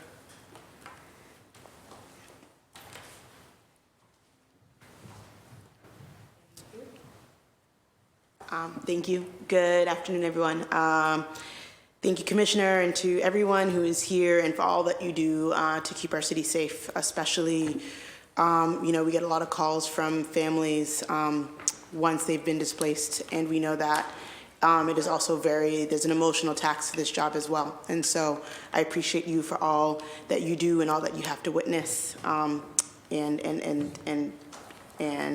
still show up on the job. So thank you. I want to go on record and also say that I am also in support of Car 5. And, you know, some other investments that we can make, like in Nubian Square, Ladder 4. There are other places where we could really, you know, be better with response times. And I think this is the moment to really think about how can we be investing in services to make sure that all of our neighborhoods feel like, you know, they can get service very quickly. And so I want to go on in support of that as well. I just have, you know, it looks like in the capital budget there is actually plans to support maintenance updates to headquarters. I know that my colleague, Councilor Flaherty, had spoken to that. There is, you know, some funding. So if you want to speak to that. So that would be, I believe, new roof. It's just repairs on the building. But as Councilor Flaherty said, the building's old and certainly outdated. And there have been talks in the past about a new fire headquarters. Okay, great. I'm new city councilor trying to understand what the distinction is. And, you know, I just thought there was a line item in the capital budget. So just wanted to acknowledge that and understand what the additional ask was. I guess I'm very curious as to the MCAD shutting down the petition regarding female certification. I want to lean into some of the questions that Councilor Bach was asking, because to me, it seems as though we have that 2018 report, right, that talked about female firefighters within BFD and things that we have to do in terms of culture shifts and dynamic shifts and the low numbers and how that compares nationally. So it looks like there's sufficient data to be able to meet the standard of, which I think for gender, I am a lawyer, intermediate scrutiny, right? To be able to have a gender-based classification as part of an employment process. So I'm curious, and MCAD, which is supposed to be guarding and be proactive when it comes to ensuring diversity and against discrimination, I'm puzzled that they're the ones saying that we can't have this. So I would like to know a bit of their reasoning if possible. I'm happy to share with you the letters they sent denying it. It's a very short letter. Essentially, they said two main things. Number one, they can't discriminate. So by giving us a female gender certification, they'd be discriminating against men. Number two, they said that we haven't shown that we've exhausted all possibilities in trying to recruit more females, so they're not willing to give us a female gender certification just yet. And when is the first time that we received that letter from MCAD? This goes back, I would like to say, 2018 or 2019. So like after the, even after the report? Actually, no, before the report. Before the report. And have we made attempts to go back to MCAD upon issuance of the report, seeking that gender-based classification? Yes, I have, and I said we've been denied 3 times. I'll clarify that, 2 outright denials, and the 3rd application has been sitting with MCAD for well over 2 years with no decision. They do not give me a final answer on that. Now, what is the channel, right? So there's no way. No. We get 4 minutes. Okay. My phone came on literally. Okay. What is the appropriate channel for appealing that decision or for challenging MCAD's determination? I am not aware that there's any appeal process of that denial. Yeah, so I'll say this, right? I am a lawyer, and I think that we are too timid when it comes to correcting our policy wrongs. And I think when we get these decisions and we have the data that supports that, we can do X, Y, and Z. I mean, I'm not even out here talking about race-based classifications, which are really, really hard to get any sort of approval because the amount of data you need to be able to support any race-based classifications are really hard. For gender-based ones, though, that does seem like an avenue where we as a city should be and can be pushing legally to see if, either through an appeals process or something, be able to get that gender-based classification. So, I mean, I'd be happy to do the work or hear from anybody else about the difficulties and challenges there. But it seems like if there are areas, if we recognize that there's a problem and that there are areas where we can need to lean into, this seems like an area where we can and should be leaning in. That's certainly something for further and future discussion. I am not aware that any other fire department municipality in the Commonwealth of Massachusetts has ever petitioned for a gender-based selective certification. We are the first. That's great. And only so far. So and we are still leading the way. That's great. Slow, but slow and steady. Yeah, and I just say this because there is a lot of frustration, I think, that I experience as a lawyer to this, rules that were oh, well, we can't push the boundaries because the law says X, Y, Z. And we get that a lot when it comes to supply diversity, right? But I just think that we have, if there are test cases, this should be one of them. I want to piggyback off of something that and I don't fully understand it. In terms of language certification, what would that look like to give, and I guess 2 levels of questions is to give a language preference. If you could just clarify that, and have we thought about or have we tried doing, or do we have a BPS preference for folks graduating out of our Boston Public Schools? Preferences are set by statute, Chapter 31, so the Boston Fire Department has no control over the preference statuses. But what the hiring rules and regulations do allow is the selective certification on skill. And one of the skills we use is languages. So that's how we get the language certifications. And any candidate on a language certification has to follow the same Chapter 31 hiring processes as any other firefighter, in terms of background check and the physical fitness and everything else, with the addition of passing a language test. Okay, and what about, so is there something we could do short of like, you know, we could petition the state, but short of, you know, changing state law when considering BPS applicants? BPS applicants would apply just like anyone else. There's no state preference for BPS. There's residency requirements, which we do follow. Yeah, it's slightly different, but I get that. We're looking at that with the Cadet program, so that. Great. So that would be, that would give them a little Yeah. leverage to get come in that way. I appreciate that. And I ask these questions because, right, I understand the confines of what we are legally allowed to do, but I think where there's area for us to lean in or be creative, BPS is one, potentially, that we should do that. I guess another question is, what discretion does the HR office have in the implementation of the state civil service process? Like, what discretion? I guess I don't understand, what do you mean by what discretion do we have? Within what is required under state law, which is the civil service exam, what are the things that we can do on our end that aren't prescribed by the state within HR to make it, you know, to do a better job of recruitment for candidates who maybe aren't the best at the civil service exam, or who aren't the traditional applicants that would come through the civil service exam process?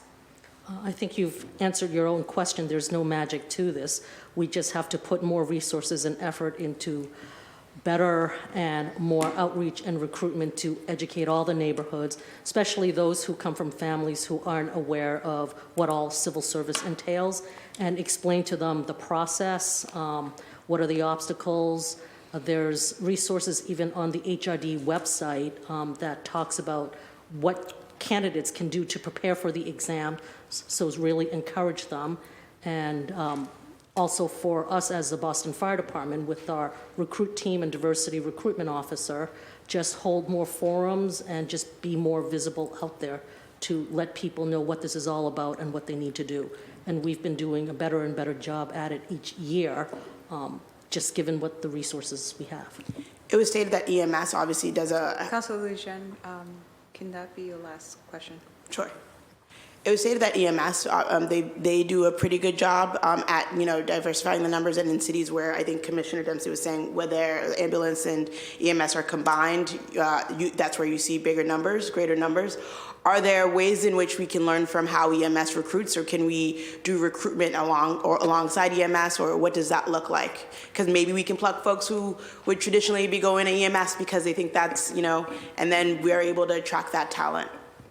Well, first of all, Boston EMS, which does a great job, they are not civil service positions, and they do not have those residency and age requirements that the Boston Fire Department would have. So it gives them a greater applicant pool from which to draw from. Yeah, I understand that, but can we combine recruitment efforts, which, like, they will attract probably a more diverse set of applicants? Can we be piggybacking and working with them in that recruitment? We certainly can, and we already recruit or partner with a lot of different organizations, and EMS should certainly be one of them. Johnny, I don't know if you had something to say. If we merged EMS with Boston Fire, it would change our landscape right away. And that was something we talked with Mayor Walsh about. That's something that should be done. I think my final thing, I was saying something just short of that, but happy to talk about that as well. I was just talking about recruitment efforts, learning from best practices from those who are doing it well, understanding that they have different restrictions. But I want to go, if I'm not doing a good job at something, I want to learn from those who are, understanding the panoply of things that make it easier for them. Thank you, Madam Chair. Councilor Lujan, do you have any other comments? Are you good? I thought you had gotten it. I did, but you're doing so well. I'll reserve for the second round. I would love to let you keep going. Okay. Thank you. So I have some questions. In the spirit of my colleague, Lujan, I really want to understand this as well. So your demographics obviously is like disproportionately like terrible compared to the demographics of Boston. Boston is majority minority, majority people of color, majority BIPOC, whatever name we give it. And yet your demographics is actually, and I guess I should put a number so that I don't sound like I don't know what I'm talking about. So of your top 10 like department salaries, your 10% is Asian, 20% black, 70% white. Of that population, 20% is female, 80% is male. Of that population, of the entire department, 95% male, 5% female. And then of that the entire department, 27% is BIPOC, 73% white. And then of the 27%, I wonder how many of those are actually black. And so I always preface these conversations because they're hard conversations. Like if you come in and institutionally or historically, systems have been racist. And for some reason, this panel looks more majority white, right? With the exception with the union guy that, with all due respect, Mrs. Suarez, but the panel itself, like in the department that we are looking forward to, is majority white. So when we look at that, right, that conversation becomes really hard to have, right?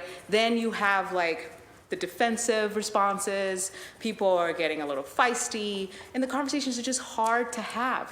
Does that mean that you yourselves are systemically racist? Does that mean that we are saying that about you? Absolutely not. But the conversations that we want to have is, or at least what we are able to deliver in our policies or in our work, relies on the well-being of the people in Boston. And so we're all saying this thing about how these systems are disproportionately disenfranchising, but also hurting, but also killing people of color because lack of economic investment or mobility in those communities lead to poverty, lead to trauma, lead to all of these other issues. So I don't have to break this down. I don't mean to be, I don't need to do this because I know that I'm talking to people that understand this. What we want to understand is, for example, a U.S. Marine. He's black and he is a U.S. Marine. He serves his country and he takes the test. He passes with flying colors. And I mean like 98%. Like, I mean, even oral, like perfect, flying colors. Everything is grand. Doesn't get in. Waits year after year and after year. Doesn't get in. U.S. Marine, flying colors, doesn't get in. But he's black. And that happens a lot. My son being one of them. So it's not like we're talking about things that are unrealistic. We actually know and see and experience these things. And so we want to know, of your cadet, how many of those are going to be BIPOC? Because to make it fair, it would be that 100% of them are black. Because right now, your numbers are 73% white. And that doesn't represent Boston. And your numbers with contracts are just as bad. Like, majority of it outside of Boston, majority of it also not MBE, a majority of it also not black. So it's not that you are creating this problem. It's this perpetual cycle of systemic whatever oppressions that already exist, pre your time and during. How can we, as a city, work together to repair this? That's what we want to talk about. Because in that spirit, in that notion, we can together move things forward towards progress. Because what affects you affects me. You are my white brothers and sister and Asian sister, and what affects you affects me. We're all the same. So how can we have these tough conversations? Because we're going to have them Thursday with BPD, right? And that's probably going to be just as bad. But Where do we start? Where do we go? You are the professionals, but you get this, I'm sure you get bombarded with these questions all the time, and it's tough for you. How can we help you? The frustrating part is civil service law that we have to follow. And I don't believe that, so your son sounds like he's in very good position, but if he's not a DAV, we may not get to him. And that's probably what happened. Can you explain that, Commissioner, if I may just interject? Oh, I understand. The priority preference goes to disabled So veterans for veterans? DAVs are the first list. We have to exhaust that list before we go to the veterans. Then we go to the non-veterans. So As it should be. and it really has nothing to do with race or gender. We look and we're not gonna. So I wouldn't bypass your son for her son. Oh, forget that. Forget my son. He loves being a Marine. He's not, like, thank God he's not disabled. No, I'm talking. Like, no, forget that. I want to talk about what's already existing. The 73% white in your department. I want to talk about that. I want to talk about what's already existing. Forget, he's a tiny example. God willing, my son will be fine. I'm talking about situations like this that's perpetuated. On some level, on some level, it's not equitable. It's not equitable at all. So how do we work together to fix that? And I think Councilor Lujan was talking about, can we learn from best practices from, for example, EMS or other institutions? Can we look at the way that they're doing their recruitment process, and what can we learn from that? So we look at the system, how do you get here? And the best way to get here is by being a veteran. Our recruitment efforts are reaching out to them. We just had a meeting with the General of Military Police last month with her whole recruitment team, and trying to make contacts with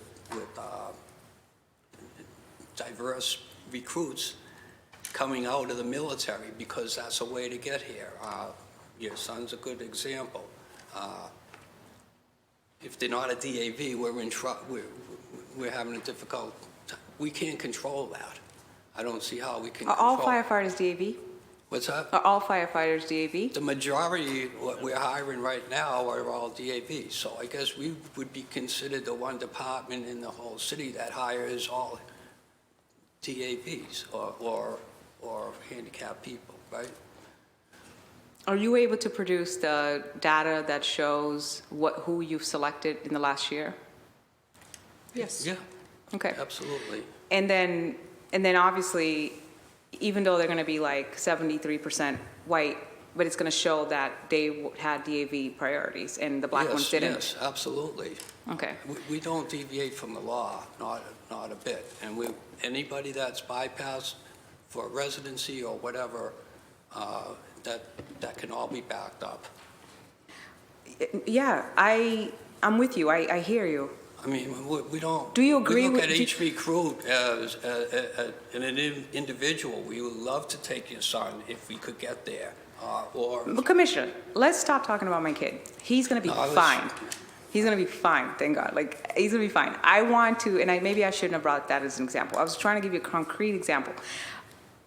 Do you agree that your department is disproportionately inequitable in terms of demographics?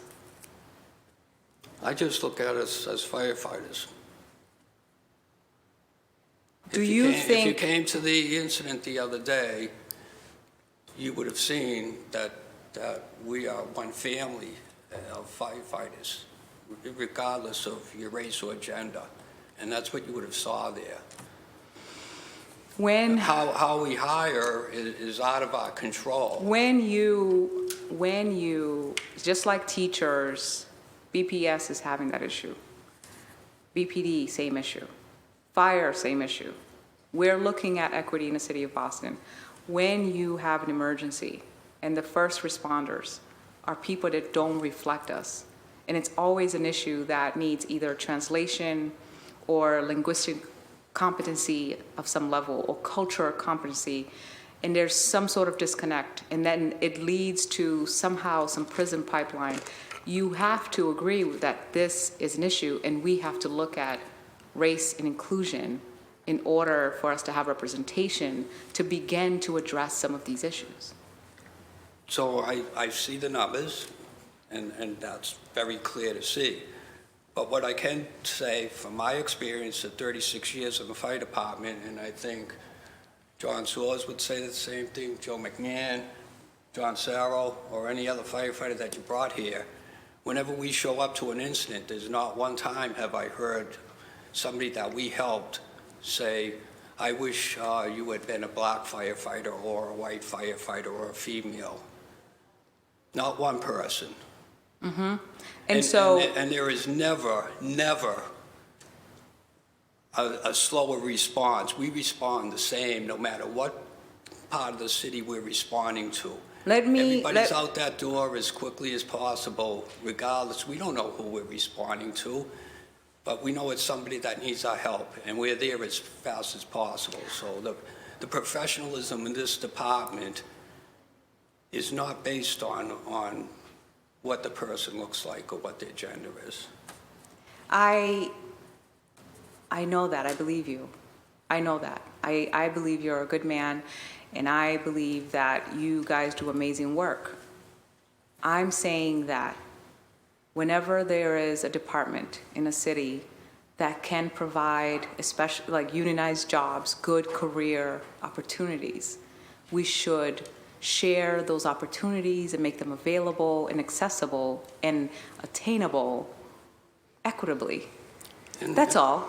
And if you disagree, that's okay. No. And I'm not. Madam Chair, could I make a... I'm sorry, who was going to respond? I agree with you on that, and that's what our recruitment effort is, to make sure that we're reaching people on less represented population. We're trying to educate them on how to get here. That's why we run the Teen Fire Academy. That's why we have the community enrichment program, the basketball league, whatever, to mentor these kids on how to get here. But I know a lot of people on the list. That's just the thing. There's a lot of that are passing the exams that have people that don't get the job. But you're saying it's. I mean, I get it. You're saying priority disabled veterans, right? That might be the issue. We have no choice. We can't even. That might be the issue, honestly. And you have no choice, right? Let's have that conversation when I see the data. I don't want to upset you. I want this to be a pleasant interaction.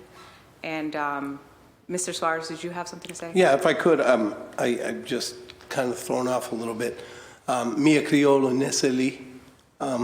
So I didn't know if you knew that, but we did have. You told me when we met. We did have. That you're Cape Verdean and you were born here. Right. We had 5 Cape Verdeans in that last class that came out. There are roughly 6 in this group that is in now. Local 718 doesn't get involved in the hiring practice. For us, we get involved with members once they have their year on. They become a union member. So for us, we don't get involved in the union practice. I mean, in the hiring practice. But our landscape is changing.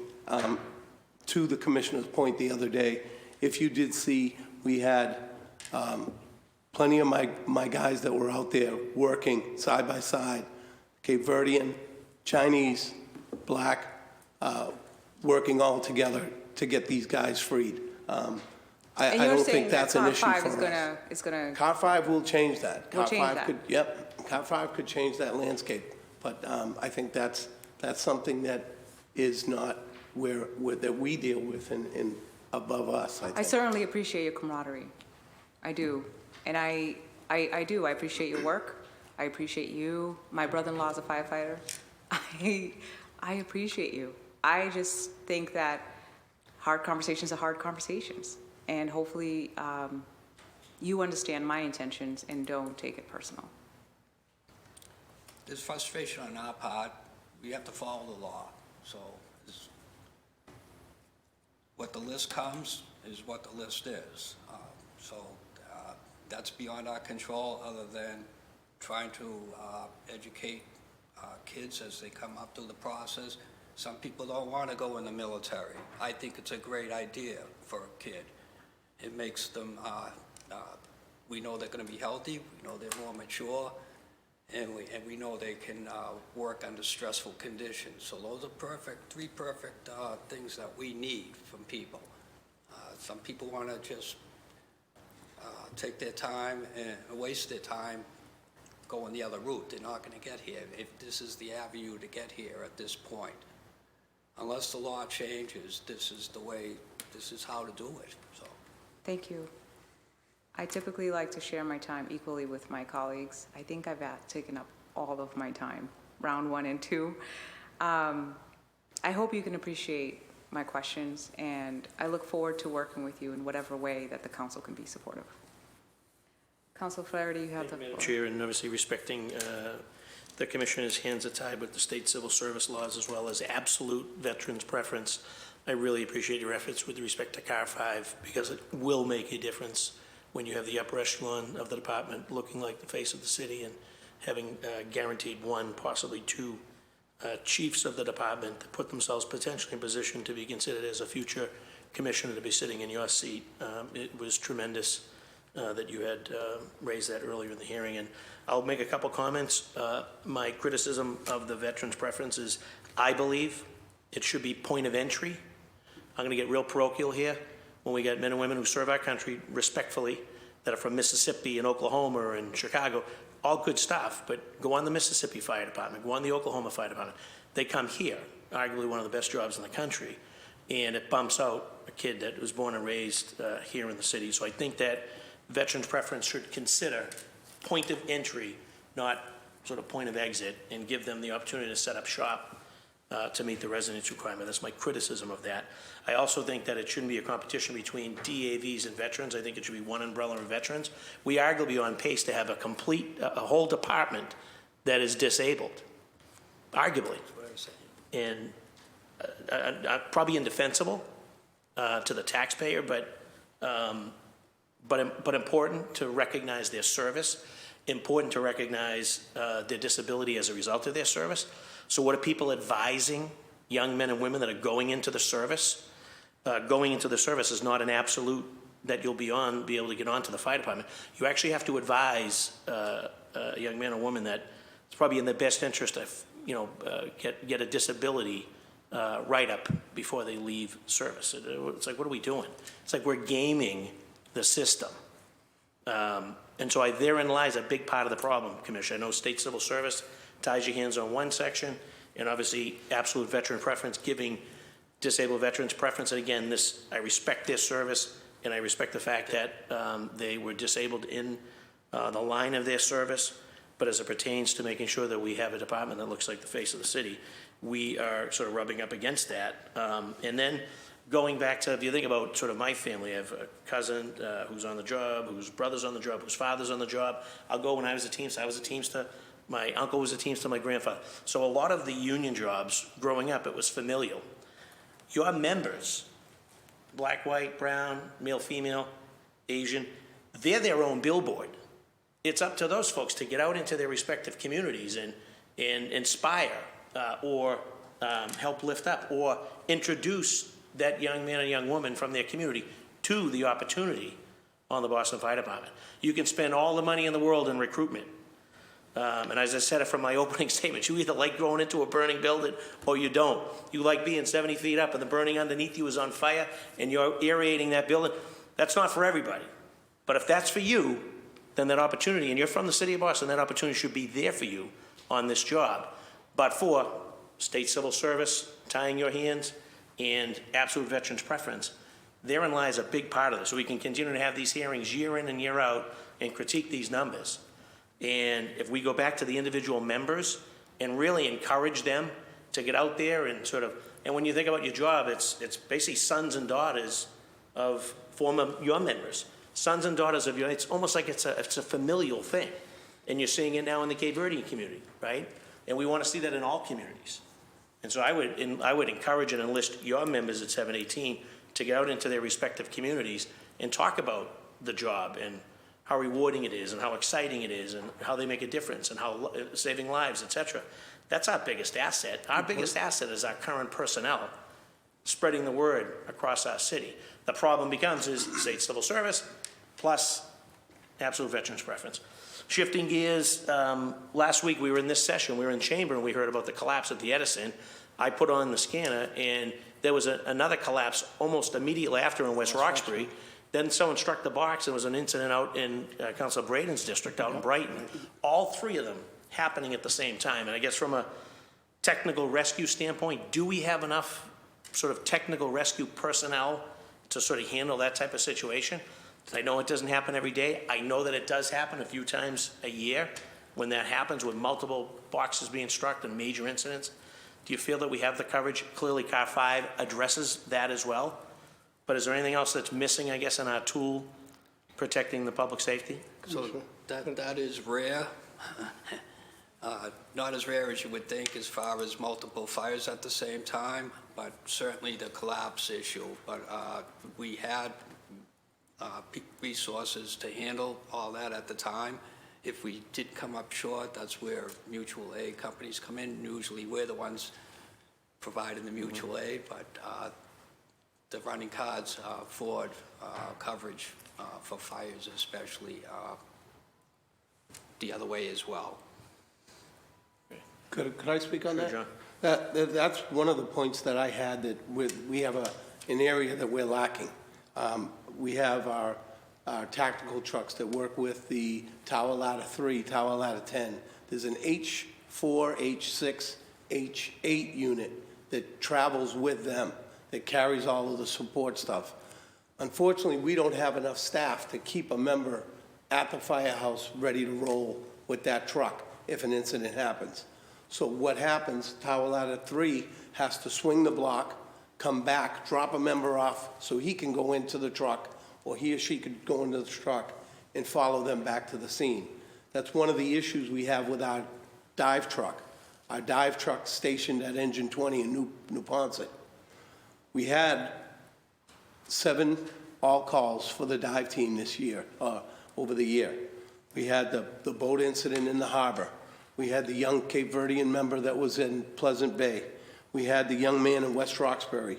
And then we had the assistance that we gave to Milton at Houghton's Pond, just to name a couple that they had. When Engine 20 is out, what happens is they swing back, drop a member off, drives the dive truck to the scene, and the dive members show up there. We should have that truck staffed with 2 divers during the summer months, and that's something that we should do. The tactical support trucks were some of the things that we were lacking in, and I think that having a tower ladder, putting ladder 13 back in the south end is a key part of that. Takes away a lot of that running from ladder 4, ladder 26. I would concur with that. Sounds almost like a volunteer firefighter outfit where you got to pick It really up is. and drop off. If we're a big city fire department, like you said earlier, let's play that. Very good. Thank you, Madam Chair. Thank you. Councilor Murphy, you have the floor. Thank you. So it is kind of fascinating how few women even apply, and I do know, like, we are smart enough, we are strong enough. So wondering, and we do know many of our veterans are male.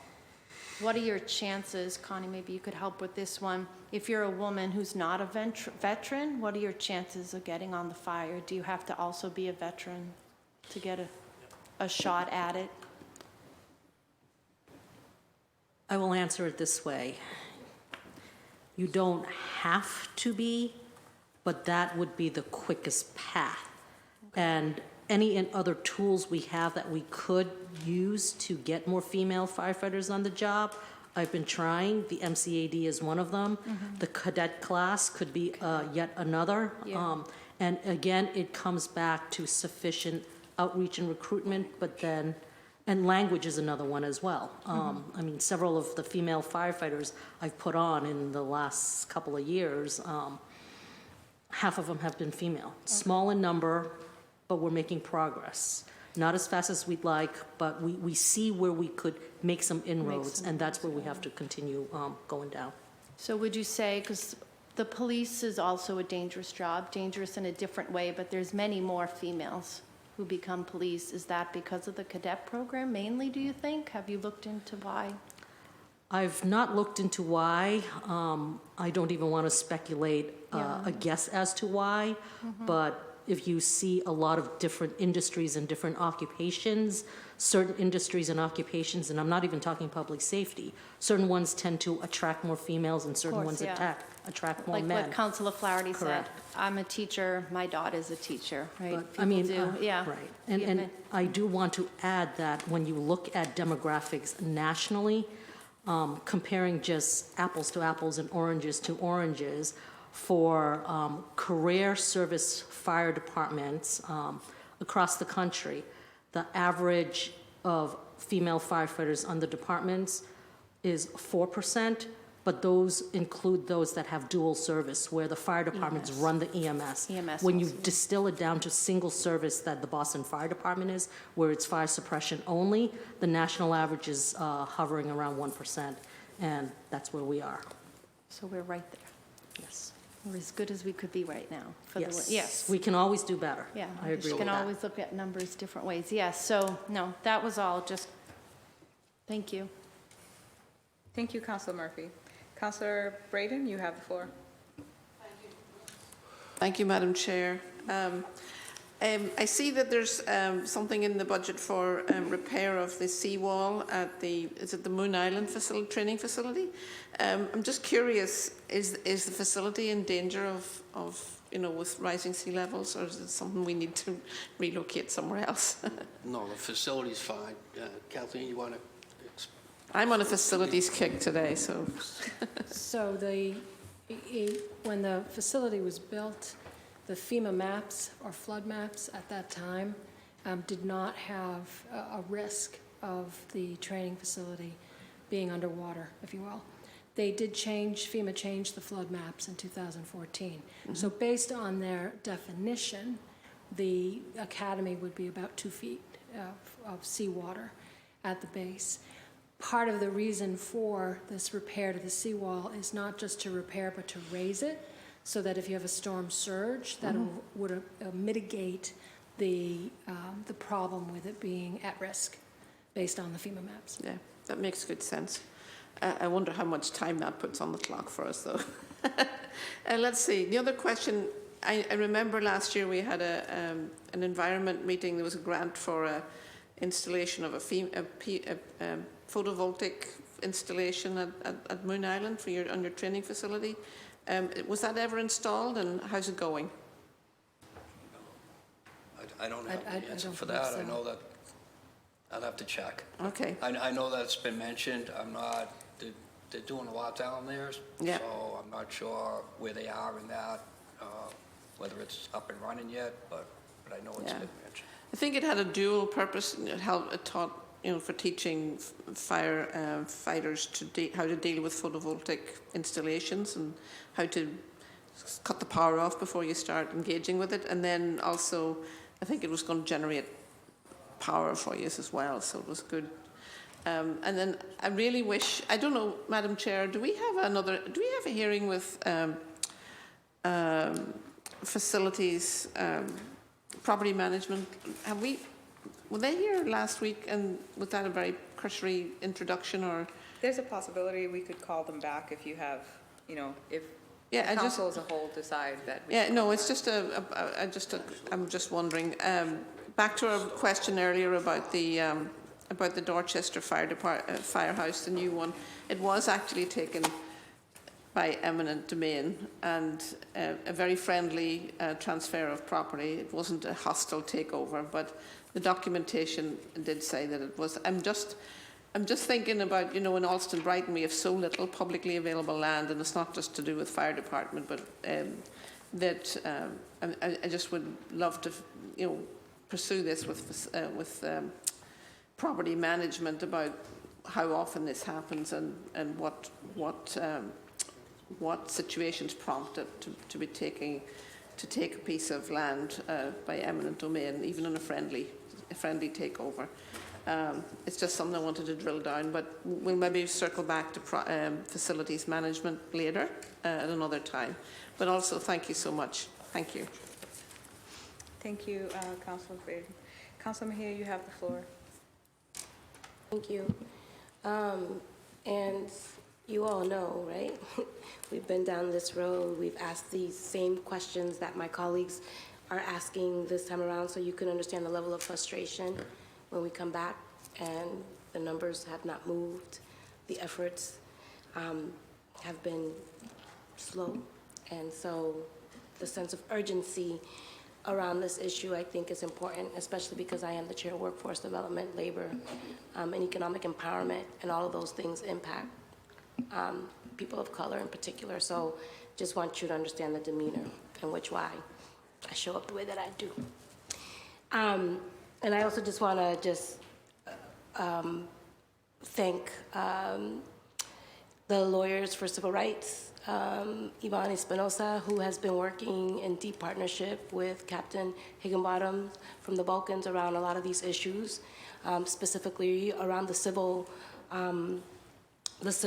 way the civil situation is set up so that it prevents people of color from really obtaining these opportunities, right? So there's some things that, you're right, Commissioner, there's just so much that you can do with the statute, the way that it's created, that prevent you all from reaching your diversity goals. And I have come to learn that through the advocacy that I've done in partnership with other folks who have been at this way longer than me. And so I know that there is frustration, but with that, the city also needs to take some responsibility that just because things are they're set up the way that they are, doesn't necessarily mean that they need to continue to be that way. And so when Councilor Louisiane is talking about what can we do and thinking outside the box, you know, Councilor Flaherty and I talked about the mattress address. Remember that, Flaherty? Yeah. Right? Like, there are people who live here in the city of Boston who don't qualify, or that actually qualify because they had a 3-month address here. So there's a lot of systems that are in place, not just in the fire department, but just systemic, that give people sometimes the upper hand. And so these conversations are not new. And so, you know, there's just a lot more that we can do. So I have a few more questions.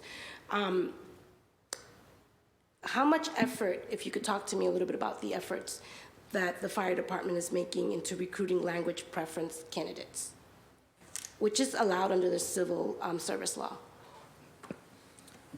When we go out and do our recruitment efforts, the recruitment team is educated in how the selective language certifications work, and they do encourage any prospective candidate, if you have a language skill, make sure you update your HRD profile so that if and when the Boston Fire Department is able to get a language certification, you're already right there for your name to be given to the Boston Fire Department. So it's part of our outreach that we educate them to do that. Thank you for that.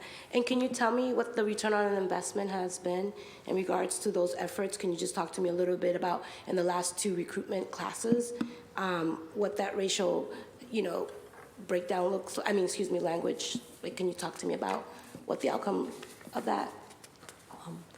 I don't have the direct numbers in front of me, but each recruit class, we try to get 10 or 12 language recruits. Mm-hmm. And that's of all the 5 languages combined. So at some point, I'd love to get some data and some background on just the ratio in gender and language makeup of your recruit class. That would be helpful to have. And can you just talk to me a little bit about, you know, the new commissioner, well, the potential, or the chief of department being hired? You know, I'm just curious about what opportunities exist for increasing diversity, because would that require, like, is that a civil promotion? What does that look like? To promote?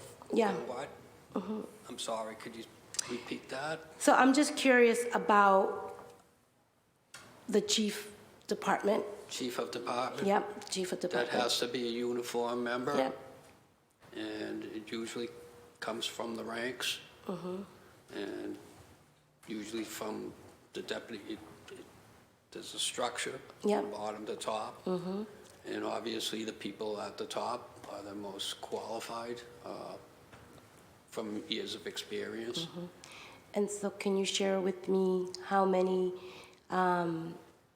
women and people of color who are at the top of that list that might be eligible for that position? We are Right now, at the deputy chief position, there are neither. We're on the verge of hiring one, promoting one, I should say. That would be within the next month. We have a female district chief, which I anticipate someday her being probably the commissioner. That's how much confidence I have in her. She's not willing at this point to move up. So moving up is a personal challenge, shall I say. Motivation has to be internal for that, and we encourage everybody to study for promotion and move up. But that takes time. It takes a career to get, and you don't want people moving up too quickly and we're putting them in a position that they're not going to be able to handle. Everybody moving up learns the position and then moves up to the next step and takes on that responsibility. Move up too quick and you can be put in a position that's going to be, could make bad decisions. And these are life and death decisions sometimes. So, but the process is we encourage everybody to study for promotion. Great, thanks. And then I'm just curious, so it sounds like to me that the issue is not just around recruitment. There's also some opportunities for us to work on creating meaningful pathways for women and people of color to also move up, literally the ladder, right? I know there's tests and things that you need to do and you need to be prepared for, but it seems like if we're not prepared to have someone step into that role in this moment, that is something for us to consider in terms of growth, right? And areas of opportunities for us to be able to just be super mindful. It's just an opportunity. And then I just want to be really clear that I hope you're not saying that the majority of the candidates need to be, they need to claim a disability in the military to become a firefighter. That's not the narrative that we want to put out there, right? That's not what we're saying, is it? Civil service law. But so that is we would not encourage anybody to get a disability to get this job. I will not. No, I know, but that's how the system has been set up, that the majority of the people who get in, right, are folks who are in the military and have had a disability, right? That is the narrative. Until the DAV list is exhausted, we have to take them first. Thank you. And I know my time is up. Thank you very much. Thank you, Councilor Mejia. Councilor Louisiane, you have the floor. Madam Chair, just a few questions. We're in budget season. How can we use, and obviously there's a number of us that care deeply about diversifying the fire department. I think just to underline something Councilor Fernandez-Anderson was saying, it's because these are really good jobs, right? When you look at the top earnings of city employees, fire department is often in the top of those jobs. And if the fire department isn't diverse, then it presents itself as another barrier to Black and brown folks in the city where the racial wealth gap is so pernicious. And we have to do our best as city councilors, as people elected by the people, to try to close that gap. So how can we use this budget to do the thing that we all want to do, which is, further diversify the fire department? So, as I just said, we encourage everybody to study and get promoted. We do in-house, firehouses have study groups. They're mixed. I just mean, are there tangible things that we can do, that we can advocate and lobby for as a city council? Right now, we're in budget season. We have the jurisdiction and control over this budget to say, all right, we need to help, we need to sponsor more partnerships with Madison Park or something like that, like something that we can actively do to support you in your efforts to diversify BFD. I'd have to get back to you. Okay. And think about. And it wasn't a that. setup, it's just like, different- it's an opportunity to, Yeah, I mean, we've in the past held classes for promotional exams, but in the end, everybody's got the same material, and everybody's, you know, depending on who you are, if you have kids or you have free time, whatever, everybody has their own level of what time they can put into studying, regardless. So the people who put the most time in and prepare properly are going to move up when there's an opportunity. And if I didn't get promoted on every single test I took, because, you know, if you have the kids going to hockey or whatever, that takes away from time from you studying. When you put in the effort, then you get it. And that goes across the board. So we have had people that have, we recently had 2 black firefighters who were at the deputy chief level. You know, they're both recently retired. So as positions come, the next person gets promoted if they're at the top of the list. We don't care who it is. I don't mean it that way. If you're next, regardless of who you are, we're going to promote you. That's how the system works. do you want to? Okay, go ahead. Yeah, by bringing Car 5 back, that would help. That would help because, as the commissioner said earlier, that's 4 chiefs, 4 captains, 4 lieutenants, and that carries through. And if they did, if ladder 13 was able to come back, that would be a captain and 3 lieutenants. So again, that would help with the. And the commissioner's 100% right. I mean, as far as civil service goes and the way we do our testing, Johnny's a lieutenant, I'm a lieutenant. We sit down at a table, we take a test. The best score gets the job. We're in agreement with that. We know that works, and that's fair.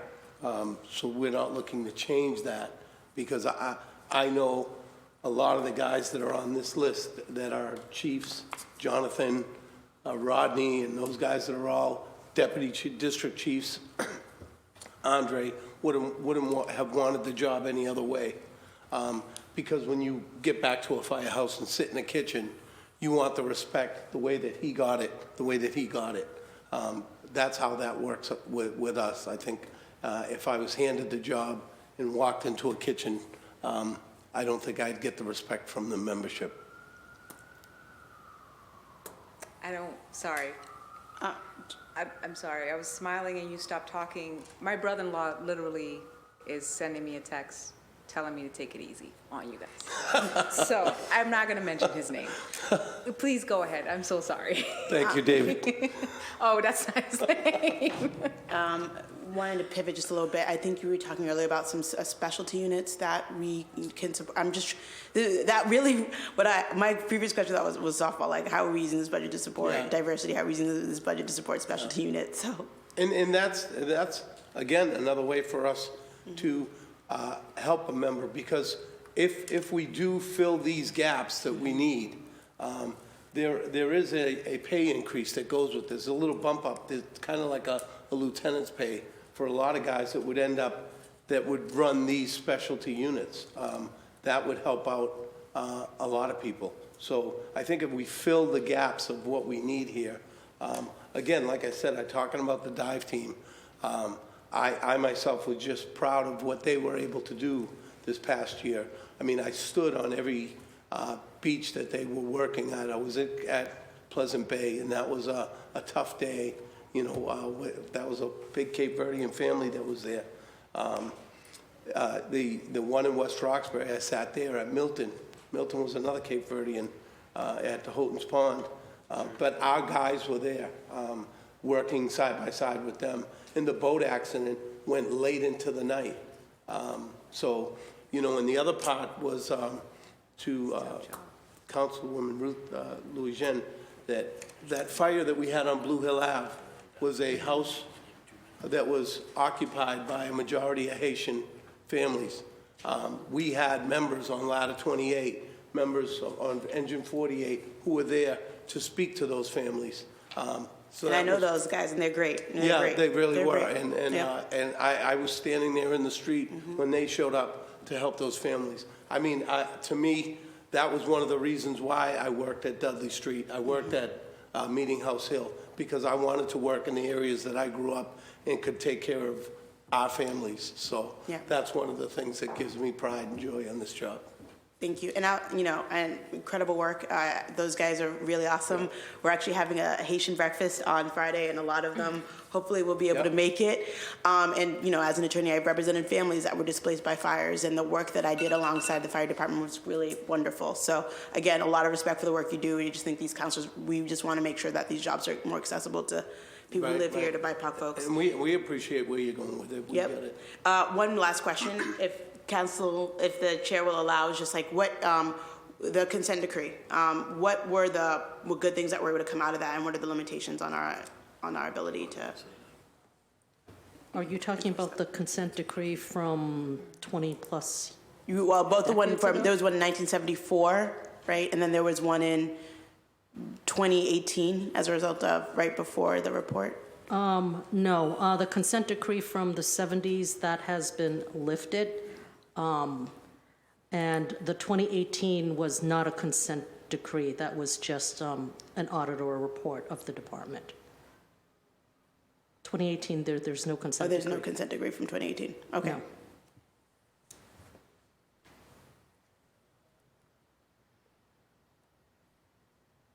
I mean, you could talk about if you know from the consent decree from 1974, how did that help in sort of diversifying the fire department? That was well before my time. My best understanding is that that was a federal consent decree, and it was a one-for-one consideration, but with disparate type of scores for consideration. And it was finally lifted, I want to say in the early 2000s or around 2000, when parity with the city demographics was reached. Can't you see Ms. Connie's in her 30s? Madam Chair. Thank you. Well over that, but thank you. If I may just expand on that, I believe, if I'm not mistaken, it led to dozens of folks filing a lawsuit and then won the lawsuit for being bypassed, I think. So it really didn't have any effect. If anything, it probably set the city back a little bit. And just my 2 cents from remembering how that happened in terms of the diversification of the force. And also, Councilor Louisian made an interesting point. We've talked about CAR 5 today ad nauseum, so I know the administration knows how important it is to this body. But the critical piece of that, and she raises, like, what can we do? We have to be judicious on the lists. So this CAR 5 only makes sense if it covers this current list, because we're obviously increasing safety over at the hospital and the lab area, and we're increasing diversity, the upper echelons. At a certain point in time, this list dies, and the new list takes its place.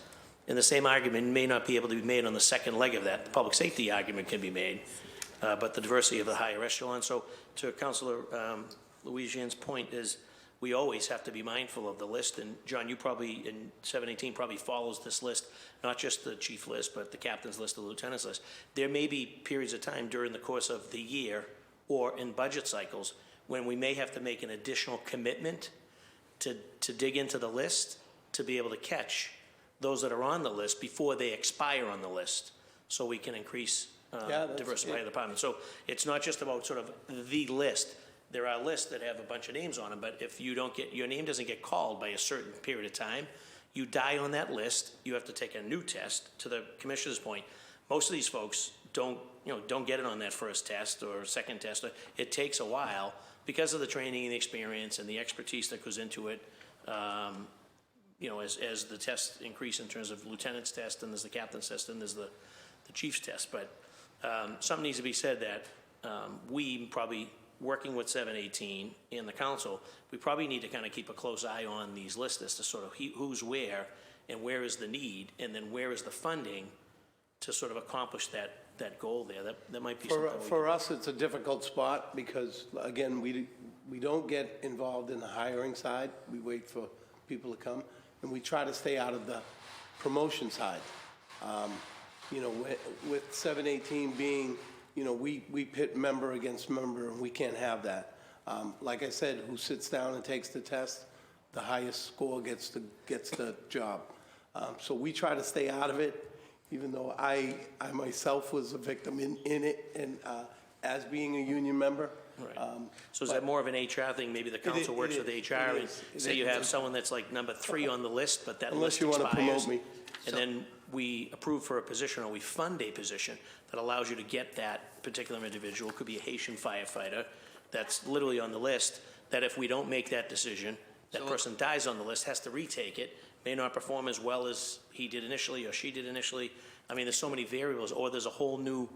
Correct, and the list changed, Councilor. there's different dates for Councilor. each list. Right. So, for instance, the chief's list that we're talking about here expires on September 25th of this year. Right. So this would have to, so CAR 5 would have to be So in if place CAR before 5 September is in, put in 25th service for us to get. before that, we're Right. into a new list, which may lose that opportunity. You guys Thank want to you, stay here Trish. till midnight? Thank you, Madam Chair. Council Flaherty, You got it. allow me to let my favorite council president, you're not leaving us now that you, or you're going to wait till Council Flynn. Council Flynn's going to talk, and then you're going to leave. Council Flynn, please go. Thank you, Madam Chair, and apologize to you, Madam Chair, and to the panel that I had to step out for a bit. Also dealing with HR, some HR issues, so I apologize.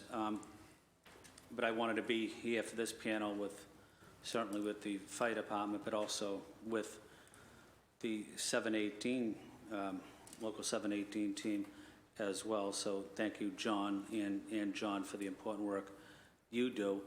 And I started my comments earlier about the health, safety, and wellness of firefighters and their families. And that's critical, is also addressing the needs of their families. Sometimes we don't stress that enough about our city workers. But just want to highlight the incredible role our first responder families play in our city, and the safety of our city, and the strength and the diversity of our city. Having said that, I wanted to ask you, John, what are some of the concerns firefighters and their families have as it relates to some of these high rates of cancer we're seeing with firefighters, whether it's heart issues, whether it's lung issues, whether it's respiratory issues, various cancers, pancreatic cancer. Yeah. What are some of the concerns that you want to address today, but also that you've been addressing for years? We, again, partnered with the commissioner with Grail. Grail is an amazing system which they draw your blood. They were able to find pancreatic cancer in a guy in its second stage, which is unheard of. So we had that held at Florian Hall. We brought everyone in. We had the members rotating through that could do. We got everybody who was 30 to 32 years on the job, 50 years old or older, and we're hoping to move that next group. We have one of our younger guys on this job, Dan Ranahan, started the local 718 Cancer Fund, which he's working with us. Danny's doing a great job in raising money. He had a mass in his chest that was removed. Just had his second child, but he's doing well. He's doing a great job with raising money, building to help us put some more people in tests with the Grail. We have the full body scans that the members are doing, and that's a big part of it. Early detection is key for us. A lot of these firehouses, one of the things that we probably need to look into is a barrier, because some of these kitchens are on the main floor of these firehouses. Mm-hmm. So when the apparatus is started, fumes are going in. I mean, we do have the Plimo vents, but I think Johnny may have a couple of other things that he was trying to touch on. If you guys could give him a minute to speak. Yes. Do you want to finish, Councilor? No, I'd love... Are you sure? Yeah, I'd like to hear... Madam Chairman, thank you. I have a couple of things I'd like to talk about. Ladder 13 is very important to us because it's actually life safety for everybody. Because if you look at ladder 4 coming from Dudley, you have ladder 15 coming from Boylston Street, ladder 17 coming from the south end. That's quite a big area that we still need to cover. And I think that would help, you know, Mass and Cass. And life safety is a big thing for Local 718. If you look at Car 5 is probably most important because you have the universities, you have Fenway Park, you have hospitals with MRI machines, and you need someone there to make a command decision. And that's why it's, again, life safety for the firefighters, life safety for members of the public to have someone there that can take command of the incident. Another thing I'd like to talk about is the active shooter. We work close with Boston Police and Boston EMS, but we're lacking helmets and vests ourselves. So I think the companies that are going to the training with the police and with the EMS, we should have our own equipment also, because at those different incidents, you could have a building fire, and we would have to have our ballistic helmet on and our vest. So I think it's very important that we look at that. And to Councilor Flaherty's point, with like when you look at the technical rescue, when you look at the hazmat, we should be running the companies 1 officer and 4 guys. We need the help just to get the equipment in the building.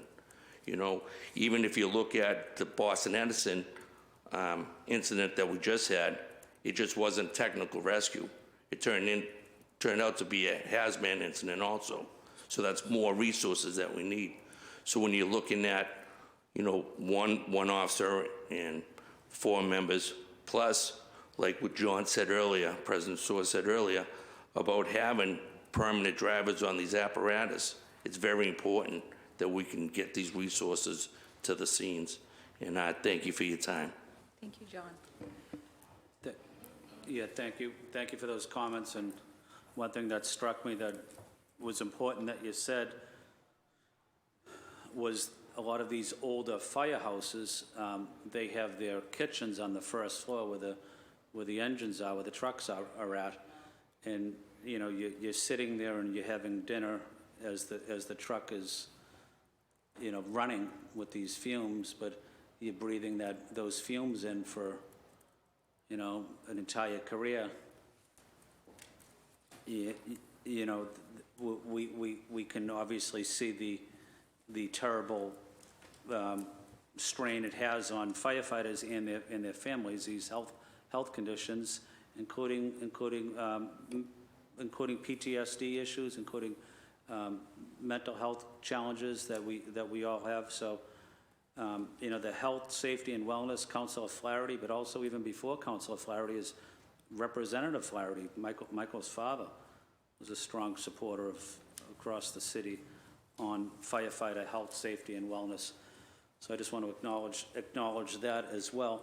And then my final point is we built up a neighborhood. I mentioned this earlier. We built a neighborhood, the South Boston waterfront, without any regard to basic city services. No fire, no police, no EMS, library, voting. So one of the challenges that I've had is advocating every budget season to get basic city services in the South Boston neighborhood. I'm trying to working with Mayor Wu, EMS presence there. My other top priority eventually is to get a fire presence there, voting location. But just want to thank the members of 718 and the fire department for advocating for that, because not only are we building up a neighborhood, a residential neighborhood there, as my colleague Councilor Braden was saying, we're also building up life sciences, biolabs. There are people, thousands of people commuting to the South Boston waterfront every day. They also need and deserve our basic city services. We held a hearing that I chaired last year on water safety issues in and around the waterfront as well. So having a strong fireboat, dive boat, fire presence on the ocean as well, working with the Coast Guard, working with the Navy, working with the Boston Police. So I just want to acknowledge that concern as well. Madam Chair, thank you for giving me the time. I have no further questions. Thank you. If Council Flynn says he's advocating for you, he is fighting for you. So believe that. Between that and I hear Chime over here saying, car 5, car 5, car 5. I don't know where it's coming from. And so I just wanted to go on record that I too am supportive of car 5. Thank you. And I think that's like the majority at this point. Councilor Mejia, last round to wrap up, and then we'll go Councilor Mejia, Councilor Lujan, Councilor Bach, Councilor Flaherty, then Councilor Flynn. We'll wrap up. And it's just 2 minutes each, please. Sure. Thank you. So just really quick, thank you all for being here and showing up, as you always do. We really do appreciate an opportunity to really get a better understanding of what we can also do to help support you all, right? So I see in the city of Boston, we do a lot of this and this, right? But we're all responsible because we approve this budget every year, right? And if we're not asking these tough questions, then it's upon us to figure out what we can do to hold ourselves accountable to the blah, blah, blah that you hear when our lips are moving here. So I just want to say I want to go on record in saying that whatever I can do to help support you all in reaching your diversity goals, I'm here for it, and actually have been doing it in partnership with some of your firefighters, actually 200 of them, to be exact, have worked with me and my office to help increase diversity efforts. So I just wanted to just state that for the record, that there are things that we can do individually, there are things that the city can do, and there are things that we can advocate for in the budget so that you can do your work too. So I think that it's gonna take all of us working in different ways to make all of those things happen. I wanted to just uplift something really quick. I think it's important we keep talking about the car 5, and if I remember correctly, when car 10, when we opened that up, there was an opportunity to hire more people, right? So I see this as not as a charity opportunity for diversity, right? We keep talking about how 5 is going to get us to the diversity goals, but from what I understand, it's also based on merit, right? And promotion, and that you're going to earn it. So it's not like we're going to just, have car 5 and all of a sudden, we've reached our diversity goals. So I just want to be really clear that the Black and brown men and women who will be working in car 5 have earned that spot. So I just want to be really clear. And I say this because for me, every space that I've been in, I've had to fight to get into. And I know what it's like to be on the other side of things. I know what it's like to try to kick down the door and be heard. And so this is why, for me, whatever little time I have in this chamber and whatever little ways I can use this microphone, it's to uplift the voices of so many people who haven't been heard.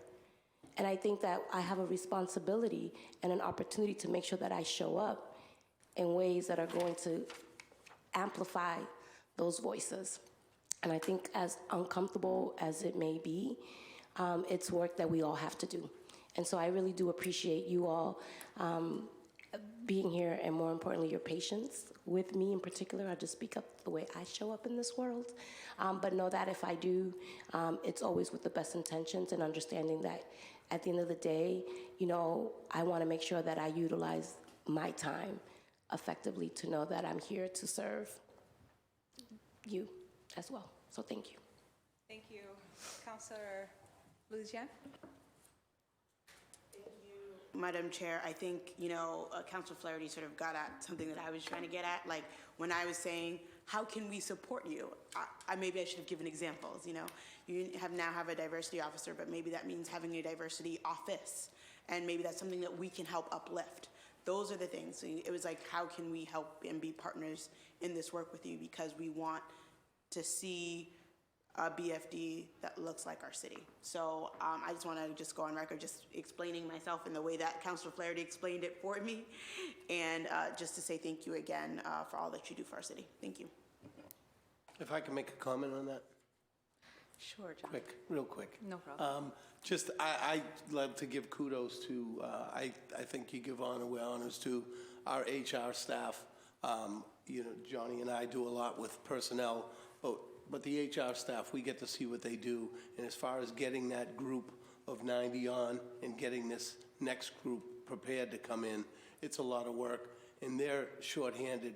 In watching Mike prepare this cadet program, he's put his time in, and we've sat with him and watched what he's preparing, and it's a pretty good idea. We just can't bring kids in and tell them, drive to the corner store and pick up a cup of coffee and think you're going to be a fireman. There are some things that we need to look at, and we were hoping that we would put in place maybe some classes, maybe 2 years of a reserve program, or 2 years at Bunker Hill, and then start training after you get a fire science degree. But Mike's looked at all of that stuff and put it together. So I want to give kudos to the HR department and to Mike in what he's doing in preparing. Thank you. Councilor Bach, you have 2 minutes. Thank you so much, Madam Chair, and I'm sorry that I got pulled away for the last hour. So I just wanted to put a couple things just that I'd love to follow up with the department on, but recognize we can't really do questions now. So one is just trying to think, and I would love in my office to understand better how the fire department's thinking about safety vis-a-vis batteries as more and more of these like big systems come in. I know we've been hearing about it with hospitals, but also there's been conversations about more renewables even in home contexts, and kind of people having these like larger energy storage batteries. And I just, as we think about that as a piece of the renewable like solution, would love to understand where the department's thinking is and make sure that we've got plans that are meeting our green goals and also are safe from the fire side. So that's just something that I hope to follow up on, Commissioner. Go ahead. I'm not supposed to ask questions right now because I've only got 2 minutes. So let me just, these are just follow-ups and later. And then I was mentioning it before, but this idea of putting multilingual stickers on the fire alarm boxes so that people can know, like, hey, if you need help or there's an emergency, you can pull this. I think that was something I know the team at Fire Alarm was already trying to take initiative on, and I just would love to follow up on that because I think it'd be a great thing to do. And then the third is just, I would love to work with the department more on, again, kind of in this meeting our goals and also being fire safe. I think it's really important in a bunch of places for us to narrow our streets, for us to make like streets, slower and safer. And I think sometimes the sort of 20-foot fire lane, driver can be complicated with that as we think about slow streets and Vision Zero. And so thinking about ways that we can create things that are going to slow down regular vehicles, but a fire truck, if it had to, could still, blast through. And also understanding like what's with the new apparatus, can we have apparatus that doesn't need quite as wide of a set of stanchions for getting up, like that base. I would love, again, for us to, as we think about what we talk about when BTD comes in here, and kind of like, slower, safer streets for everybody. And as somebody with a lot of streets, obviously, in my district already that don't meet that 20-foot requirement, would love to just think about how we can meet multiple goals. So that's a future conversation that I hope to be having. Thank you, Councilor Bach. Councilor Flaherty? Thank you, Madam Chair. As the Chair of Public Safety, I appreciate the job you do, Commissioner, the team, the men and women of the Boston Fire Department, 718, and Fire Alarm. And through the Chair, I'll cede my remaining time to the President if he wants to make a pitch on behalf of 718 for this budget. The part that you did bring up, and I will, Fire Alarm is a key place that we could use some help. They are stretched thin. They do end up being held over multiple times because they are short-staffed there. We put a new deputy chief in charge of that building, who's been in there, and he's kind of doing a great job overseeing. They're putting a new wall around because of the grass that grows up out of there, and we end up with a fire there every year. So they've kind of closed that off, and I guess the folks said they're going to get rid of that high grass out of there. But they do need some help in there. Joe Brooks does a great job for us, and we do have the world-class operators in our fire department. They do work firsthand with us. There are times that a fire alarm operator could be speaking to an officer one-on-one at a call, and it's done like that. It works out pretty amazing. I know I've had that happen to me with Diane Clifford, who's retired now, but we had the chance of working on a radio call with the window washer at the time. So that was pretty, they do a great job, and we're appreciative of them. The only other thing I did want to talk about is that piece of which the president brought up about PTSD. That is a new problem for us. It is getting bigger. We've got more and more people that are coming down. So the safety, health, and wellness of our men and women is something that's important to us. Johnny's been working with a couple of different people and trying to get them in the right line. And it is something that's real. Having an incident that happens no different than what happened at the Edison plant. Those guys that worked in that, men and women that worked in that trench trying to help that guy for as long as they did, for the duration that they did, you know, I'm not sure if they ended up getting the CISM team to talk to them and break that down, but we do have a great team that we send all over. So that's one of our things, but that's something that we're going to need to look at in the future. Thank you. That's it. Thank you, Madam Chair. No worries. Councilor Flynn? Thank you, Madam Chair, and thank you to the Fire Department team that's here. Thank you to the local 718 team that's here, and thank you to you, Madam Chair, for the work that you're doing. I wanted to mention one issue that I didn't mention previously, but my colleagues did, is the important work the fire alarm plays in our city. They're professionals, they're hardworking, excellent city workers. So I wanted to highlight them. I also wanted to highlight I know you mentioned, Commissioner, the crew at the maintenance department as well. I know they do excellent, outstanding work. When I was younger, I had the opportunity to visit frequently when my Uncle Dennis worked there, so I used to love going over there to visit him and to talk with him. But I also know that the current fire headquarters is obsolete, and just like the police department headquarters, you deserve a state-of-the-art facility that you're able to conduct your work in, and that current facility is not it. So it should be a priority for us as a city eventually to have a state-of-the-art headquarters similar to the Boston Police Department. Our city deserves that. The fire department deserves that. But having said that, I just wanted to thank the firefighters and their families especially for the work they've done during the pandemic, but for all of the years, supporting the residents in time of need.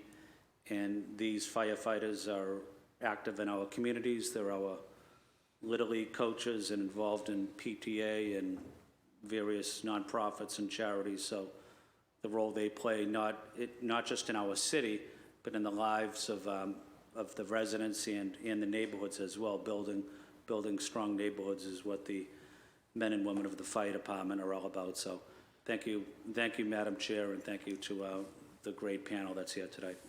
Thank you, Councilor Flynn. If you don't have any final remarks, do you have any final remarks? I just want to say thank you for your time and your patience listening to us, and we continue to look forward to working with the City Council. Thank you. Thank you. Thank you very much. I graduated from the John D. O'Brien School, so I know at least a good 7 of my class who are firefighters. I am a fan, and I think that, I mean, truly, you guys do amazing work, right? You, without thinking, you go in, you save people's lives, you are first responders, and we want to support you. And I second what Councilor Flynn was saying about support to you, especially with mental health services. How are you being supported Do you have those services available to you? Is that destigmatized in your department? Are you able to access service without feeling as though something is wrong with you? And I think that it's important that we elevate those conversations so that we're taking care of each other, and so that we continue to advocate on your behalf so you can have the budget, the facilities, and the supports, and the respect from the community as well. While we work on those tough things too, right? I didn't hear from you at all, sir. I don't want the commissioner to have to do damage control. Was that it? Okay. But I support everything he says. He did a great job, and John did a real nice job. No, you just came to sit handsomely in your suit. Yeah, right. Thank you so very much for your work, for your service, and we look forward to working with you. Thank you. Thank you all. adjourned. We appreciate you. Thank you. Thank you.